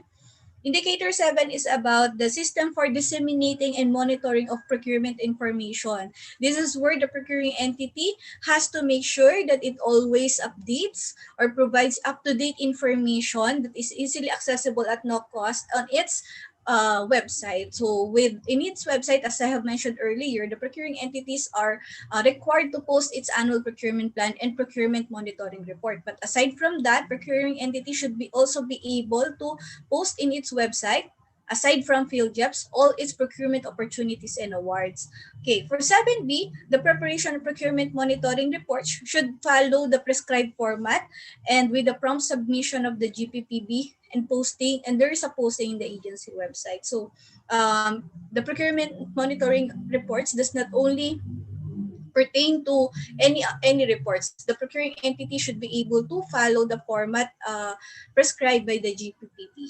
Okay, next slide. That's it for Pillar 2. We now go to Pillar 3, which is for the procurement operations and market practices. Okay, indicator 8 is about the efficiency of the procurement processes. This discusses or this provides rating and assessment for the percentage for 8A for the total amount of contracts signed within the assessment year against the total of total amount in the approved APP. So the procuring entity is comparing whether it was able to really award all its contracts that was indicated or included in its annual procurement plan. So ideally speaking, the procuring entity should be able to award the contracts that is provided in the annual procurement plan. For 8B, the procuring entity is being assessed on the total number of contracts signed against the number of procurement projects done through competitive bidding. So for 8A, it's about the amount, while 8B is for the number. While letter C, this is about the planned procurement activities achieve the desired contract outcomes and objectives within the target or allotted time frame. For 8C, it involves also the part wherein the procuring entities are asked whether they were able to implement the contract or they were able to complete the contract on time. So this is where the contract implementation comes in. Okay, for section 9, for indicator 9. Okay. Indicator 9 is about the compliance of the procuring entities with procurement time frame. So generally speaking, the procuring entity should be able to award its contract within 3 months from the time it has opened its procurement the bids of its bidder. So 9A is asking whether the procuring entities was able to award its contract within the prescribed period of action to procure goods. While for letter B, it is for the infrastructure projects, and for letter C, it is for the consulting services. So for the information of our Indonesian participants, we have different timelines or allowed timelines for each category for goods, infrastructure projects, and consulting services. Okay, for indicator 10. Indicator 10 is about the capacity. Indicator 10, next slide please. Capacity building for government personnel and the private sector participant.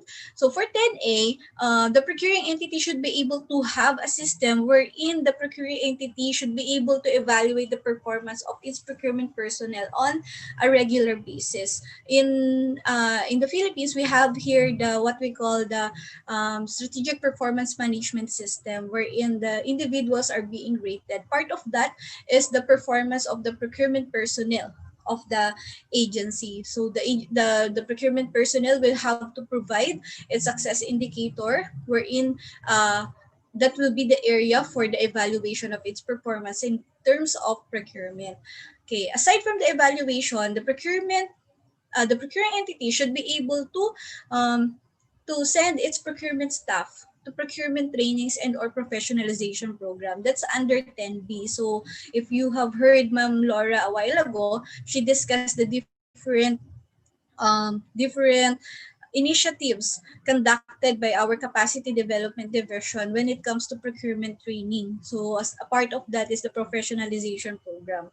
And then lastly, considering that our private sectors or our bidders are our partners in procurement, the procuring entity should also be able to have an open dialogue or to have an activity that will ensure that the private sector has the access to the procurement opportunities of the procuring entity.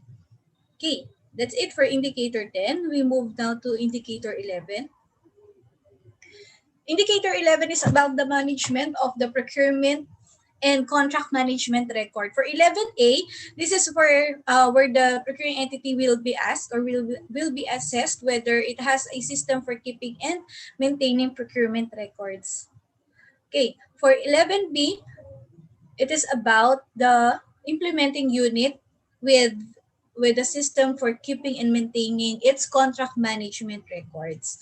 So the two was just divided. The first one is for the procurement, while the other one is for the contract management. And if you can notice, two different actors or stakeholders are responsible for the safekeeping of the records. Okay, for sub-indicator 12, which is the contract management procedures. For 12A, it assesses the procuring entity whether it has a defined procedures or standards in such areas as quality control, acceptance and inspection, supervision of works, and evaluation of the contractor's performance. And for 12B, the procuring entity is being assessed whether it was able to timely pay its contractors for its procurement contracts. For next slide. Okay. Next slide is about the observers' participation. I think we're on pillar 4 already. Observers' participation in public bidding. So a while ago, there's a lot of questions about observers. For this indicator, the procuring entities are being assessed whether they were invited to attend the stages of procurement as prescribed in the IRR. In our implementing rules and regulation, the procuring entity should be able to invite its observers during the pre-bidding conference, opening of bids, I think post-qualification. So those are some of the stages that are required to invite observers. Okay, for next slide.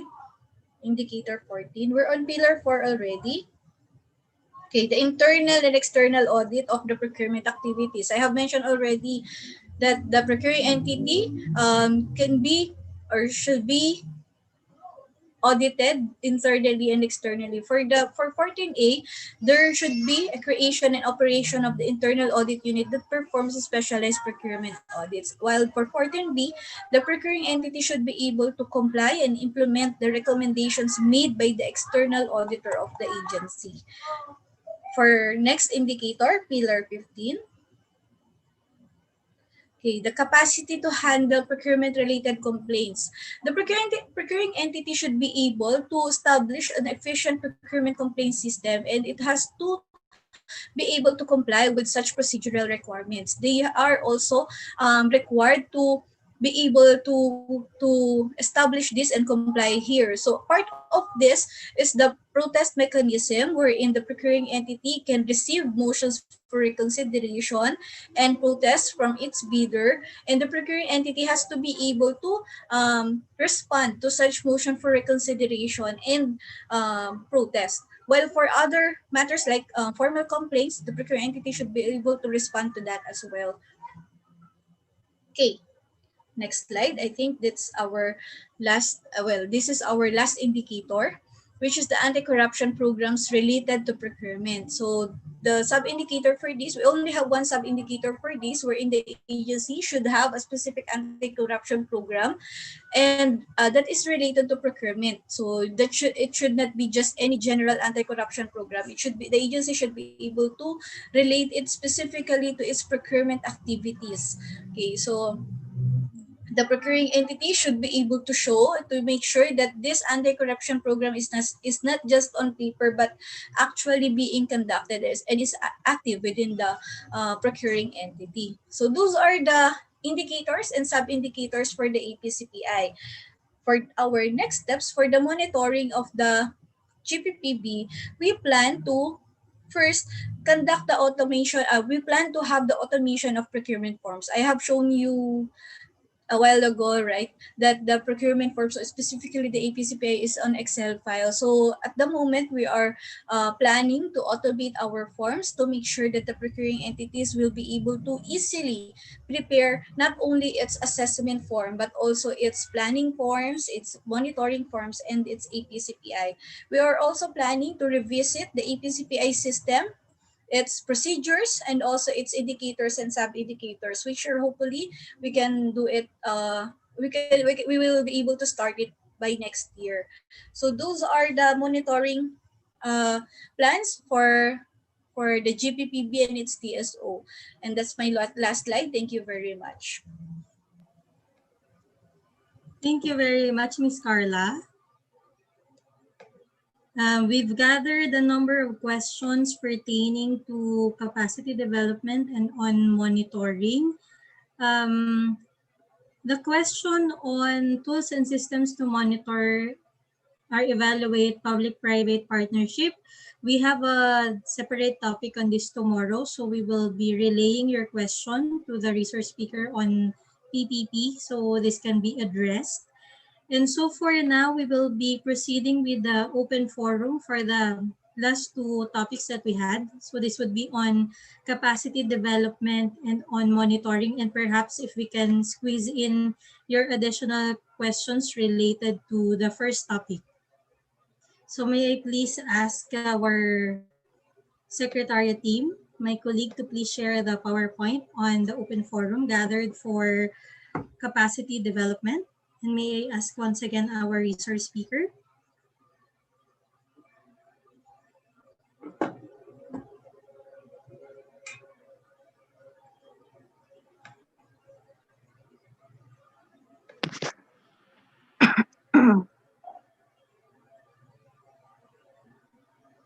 So I guess we have only one question on capacity development. And the question, Ms. Laura, is there any competency standards which stated on the regulations for the procurement officers?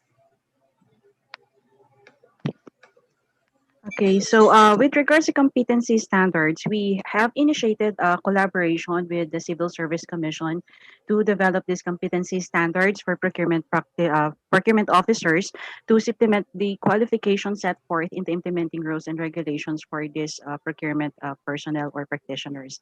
While we are yet in the process of developing these competency standards, the Ppsc, or the Public Procurement Specialist course, which I have included in the presentation earlier, is envisioned to be a preparatory activity for these procurement officers in honing them towards the competency needed and required for a procurement practitioner. So to answer that, at the moment, we have not completely developed the competency standards yet. Thank you very much, Ms. Laura. And so now we proceed. That was the only question on capacity development, but perhaps if you have additional question, we can also document and provide you with answers on those even after our activity. So Thank you, may I Dai. ask, thank you very much po, Ms. Carla, for our first question on procurement monitoring. Is there any ratings the GPPB gives for each procurement agency after conducting the validation of the APCPI? Ma'am Carla. Hello, good morning again.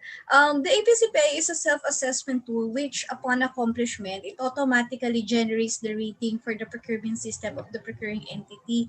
There are no other ratings that is being given by the GPPB to the procurement agency. That should be enough for the procuring entity to identify its level of performance and compliance as to the requirements of the rule, and also to its initiatives and innovation in the agency's own procurement system. But although this is a self-assessment tool, each answering the APCPI and APCPI CPMRN questionnaire uh, is supported with the actual proofs of the documents and proofs. So with this, the procuring entity should be able to identify whether there are areas wherein it needs to improve on or not. So there. Thank you very much, Ms. Carla, for that answer. May we have the next question, please? Who will conduct the procurement monitoring and evaluation? Will it be the GPPB or each procurement agency?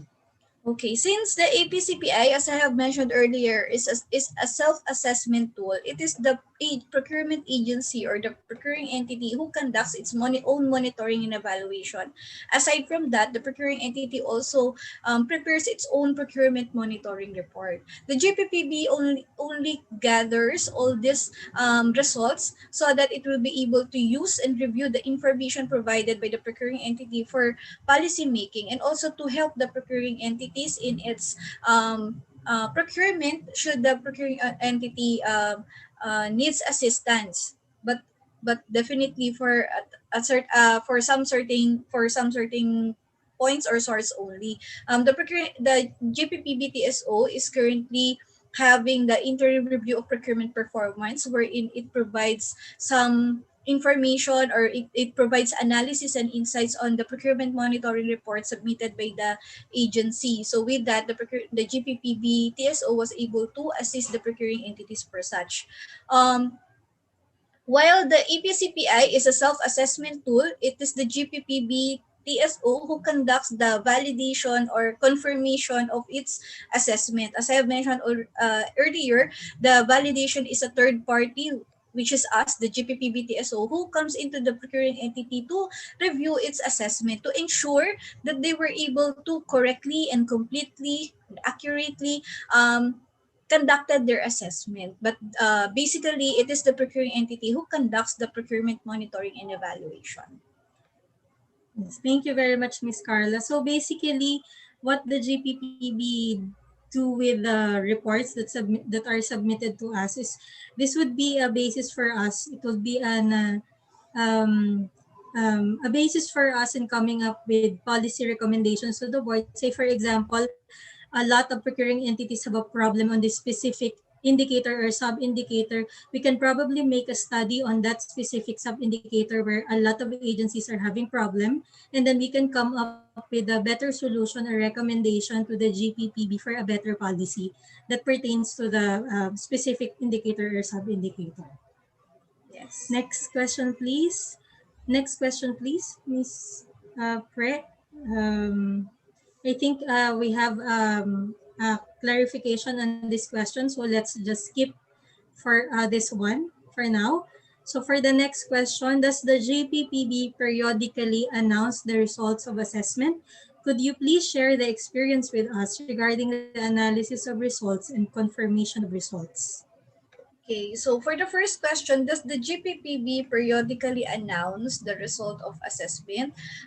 There's actually no formal announcement about the result of the assessment of the agency. Since this is a self-assessment, it is the procuring entity who announces it within its agency about the result of its assessment. However, as I have mentioned, during the confirmation of result, this is where the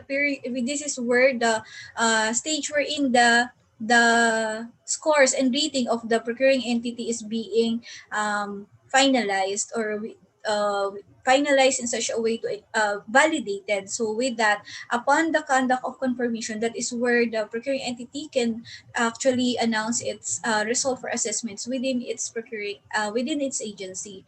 about the experience on how we conduct about our experience regarding the analysis of results and confirmation of results. At the start, it was quite challenging for the procuring entities because when we started the agency procurement compliance and performance indicators, not all procuring entities were trained in the procurement law. However, as years go by, the procuring entities are now better in performing their functions in procurement, and they now understand better the assessment. So we usually confirm only whether the procuring entity was able to cover all its procurement information and data and included it in their assessment. So usually, the procuring entity and the GPP TSO representatives agree on specific indicators or sub-indicators wherein we find some observations like incompleteness or inaccuracy of information, and the procuring entity usually agrees to our observation, and they usually revise their assessment in accordance with our recommendation. So with that, the procuring entity was able to generate a more realistic and accurate result and rating for their agency. Thank you very much, Ms. Carla. So I think we have a number of questions left. So let me share with you the slide. There we. Okay, next question, please. Is there a regulation that requires procurement actors to report all procurement that has been made into a system? And are there any sanctions if the procurement actor does not make the reporting? Okay.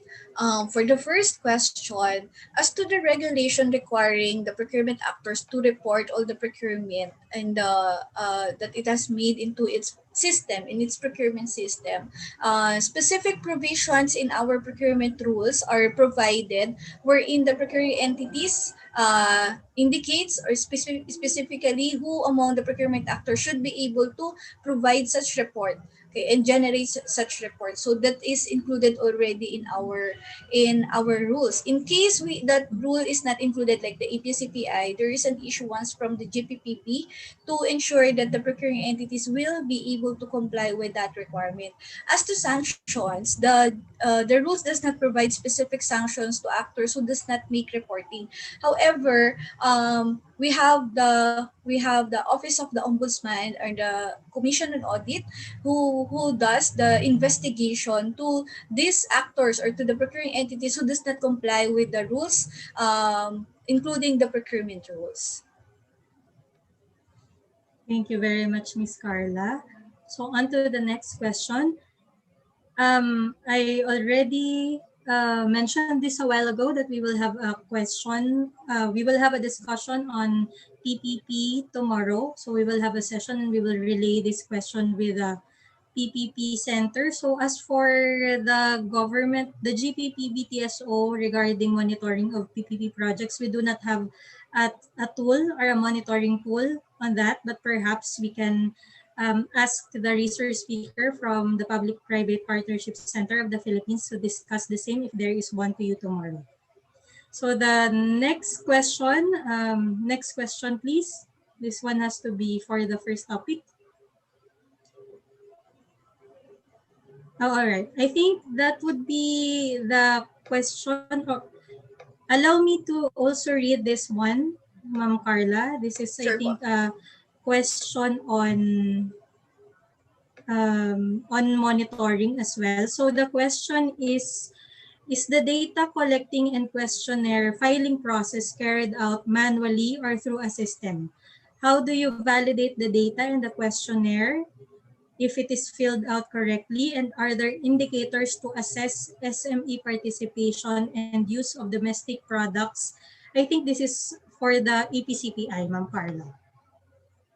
Okay, for the APCPI questionnaire, the procuring entities are only required to indicate, to mark the specific criteria wherein it complies with the said criteria, and the system will automatically compute for it through the Excel formula embedded in the APCPI to generate the appropriate rating for the agency. In terms of validation, we request for copies of documents to ensure that the questionnaire is properly and correctly and honestly filled out. So an example is whether the procuring entity prepares its annual procurement plan and whether it was submitted on time to the Gppb. We ask for the copy of documents and we ask for the proof of its submission to the Gppb. We also visit their website to ensure that the annual procurement plan is there and available for viewing of other parties or stakeholders like the bidders. So that is how we validate the data provided in not only in the questionnaire but also in the CPMR. For the indicators to assess the SME participation and use of domestic products, for the SME participation, it is already part of our review and revisiting of the APCPI. But for domestic products, I think this is a good point. We will take note of this. It's not yet included in the APC. Both are not yet included in the APCPI system. Yes, probably we can include that as it's already mandated in our General Appropriations Act on SME participation. Yes. So I think that would be the last question, Ma'am Carla, on monitoring. But for now, this is done manually, right, Ma'am Carla? The APCPI Yes. preparation and validation. And we are on the process of coming up with an electronic system to automate the process of preparing the APCPI. Yes. Thank you very much, Miss Carla. Thank you very much. So we have, maraming salamat po. We have questions that are related to the first topic and I guess we can still accommodate those. So may I ask again, Director Santiago Yan for our questions related to the first topic. So the first one, ma'am, would be, do you have any preferences for small, medium enterprises in government procurement and how is it conducted? Actually, we have a law on micro, small, medium enterprises, which provides for preference. 10% of total procurement value of goods and services supplied to the government, its bureaus, offices, and agencies annually should be allocated, or eligible MSMEs shall be entitled to this 10%, at least 10%. However, since the enactment of this law and this provision, there's really no there's no procurement, there's no specific guidelines as to the implementation of this particular preference, because I believe when the law was enacted, it was also at the same time that RA 9184 was enacted. But under that law, it was the DBM, not the Gppb, that was mentioned to monitor compliance of government agencies. So it has to be during budget preparation, wherein agencies must be able to allocate or how they would give preference. So there's no specific procedure as to how we give preference to MSMEs, but we have that provision. So there are other agencies that would be implementing this depending on their mandate, depending on their programs, depending on their activities. But there's no specific mechanism. So what happens now is that most of our bidders are really coming from the MSMEs, but there's no preference, but they are able to join. So that's why it's really very important for us also to make them competitive, because I guess as with other countries, most of our suppliers, contractors, bidders would be composed of the MSMEs. Thank you, Director Melissa. For the next question, is it allowed to procure several contracts through a single procurement process? For that, we have here a mechanism wherein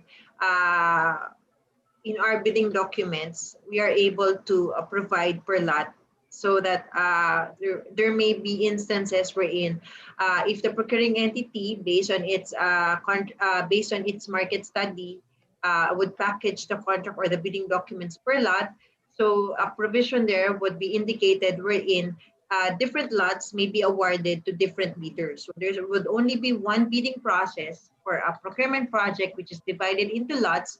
And then if there may happen that it may happen that several bidders will be awarded different lots. So several different contracts will be awarded.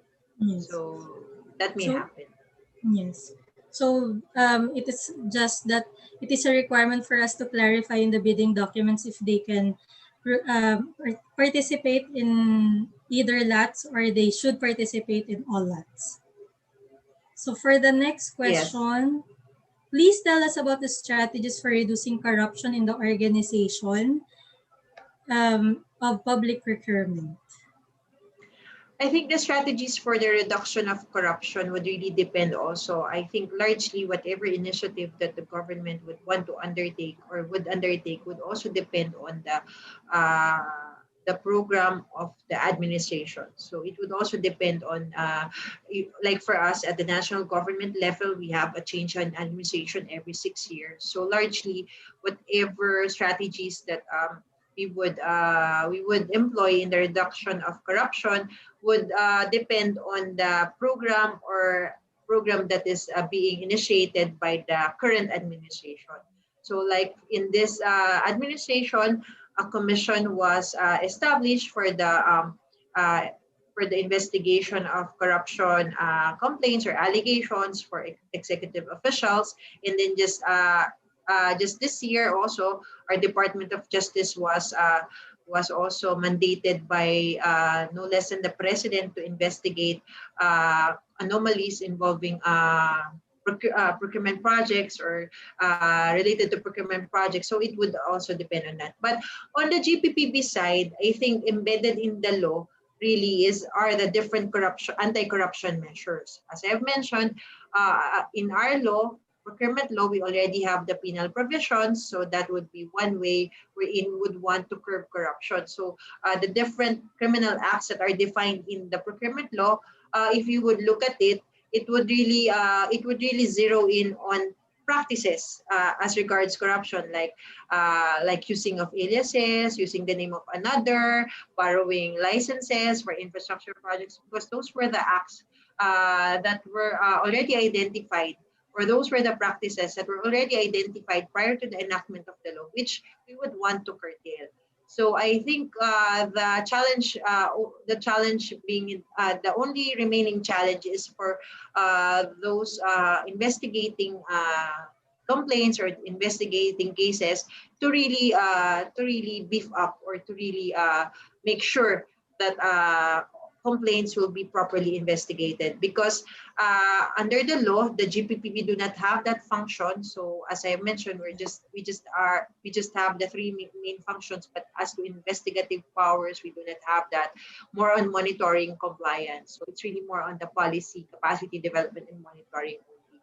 So more on the policy side, I think it would really be very difficult also to always embed in your policy anti-corruption measure, because in the end, if we're too strict on our policy, always thinking that everyone is corrupt and the law already prohibits procurement, then it will not be effective. Because ultimately, the purpose of the procurement law is really for us to be able to procure or to be able to buy. So anti-corruption measure should just be a collateral it should not be the main purpose of the law. So we really have to balance this. Thank you very much, Director Melissa. And last question, how to ensure that procurement officers who make administrative errors are not accused by criminal law? Actually, it's really one area wherein we want to address, but I think we will be able to address this only through legislation. This is one area wherein this really affect how we do procurement, because most of the time, like as I have mentioned, we have certain remedies that we have discussed earlier on. But of course, bidders, contractors, they would always be, they are more innovative when it comes to having to go through, when they want to make sure that they would I mean, instead of going through the protest mechanism, they would go instead to the ombudsman and file baseless complaints, or even to the point of filing disbarment complaints against lawyer officials. So I think it's one area wherein it's really very difficult for us to make sure that even those errors, administrative errors, will not result to criminal complaints, but it's something that we are still reviewing, and hopefully, if revision of the law would really push through maybe next year, or even before the end of this administration, that's one area that we have already finally resolved, because it's really affecting procurement here in the Philippines, because procurement officials are now risk averse. So there are always delays in making decisions when it comes to procurement because of the fear of being audited, or because of the fear of having criminal cases filed against them. So what the result is that there's a lag, or there's a delay in the procurement process, which we do not want. So that's why we are studying this. Yes. Thank you very much for that, Director Yan. So I guess we would like to really balance things, the principles around government procurement, in order for us to ultimately attain what the procurement law is for, and that is for us to procure the goods, the items, infrastructure projects, and services that we need, and on a timely basis. So with that would be the last question that we have for our session for this morning. We have cleaned out the list of open questions from the Q&A facility. So thank you very much, Director Melissa, Ms. Laura, and Ms. Carla, and we hope that we were able to clarify and enlighten the participants on your questions on the topics that we have prepared for you today. Also, we would like to thank you for your active participation and your interest in the topics that were presented today, and indeed it is an honor to be part of this knowledge sharing session, as we too learned a lot from you. So before, however, I return back the floor to Sir Theo. No events or activities in the Philippines can end without a group photo opportunity. So may I ask everyone, including the participants, to please turn on your video for our group photo. Let me just browse through our screen if everyone has already opened their video. So this will be the only remembrance that we will have for this activity, in addition to the recordings. And fortunately, we are also in YouTube through the account of NPPA Indonesia. So let me check. We will have 2 shots for our group photo. So may I ask everyone else who have not opened their video to turn them on. All right, so I will count to 3 and our team will screenshot. Yes, so we have some people joining still, opening their videos. So it's good to see the faces behind the list of participants that we actually have for today. So all right, on the count of 3, for the first frame, please give us your sweetest smile. Okay, 1, 2, 3. Okay, for the next frame. All right, ready? 1, 2, 3. All right. So with that, maraming salamat po sa inyong lahat, and I would like to give back the floor to Sir Theo for final announcements. And maraming salamat po once again.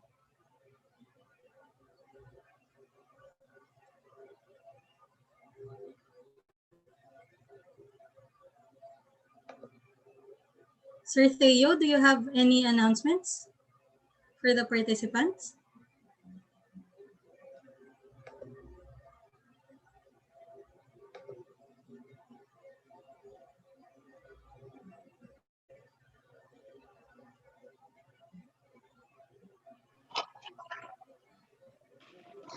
Thank you, Diane. Thank you so much for all the speakers and moderator for the interesting informations. Terima kasih Diane atas telah memandu jalan diskusi yang menarik. Yes, can you hear me now? Can you hear me? Can Yes, you hear sir. me now? Yes? Okay. Thank you so much for all the speakers and moderator for the interesting informations. Baiklah, peserta-peserta semua, demikian berakhir sudah acara sharing session International Best Practices in Philippines.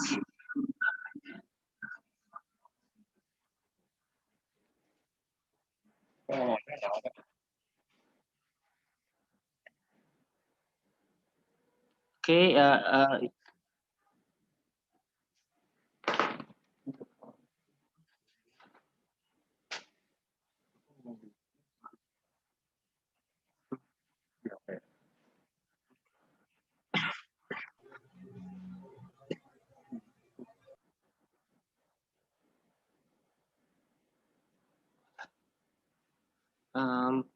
sampai jumpa di kesempatan lainnya. Akhir kata kami mengucapkan selamat siang dan wassalamualaikum warahmatullahi wabarakatuh.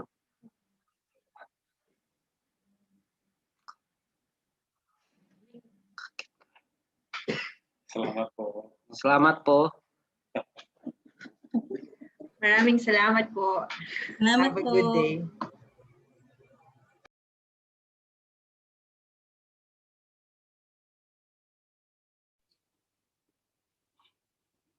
Thank you, Pak Melissa.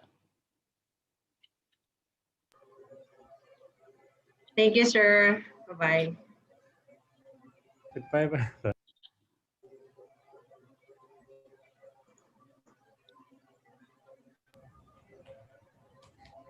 Dimatiin aja webinarnya, mungkin karena YouTube kali ya. Ya,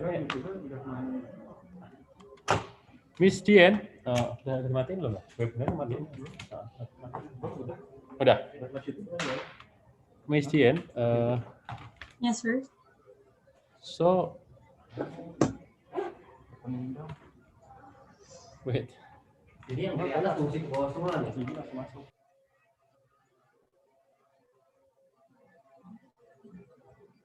Oh, it's okay. I will send you a message after this. Thank you, Paul. Thank you, Selamat, Sir Po. Gigi. Ya.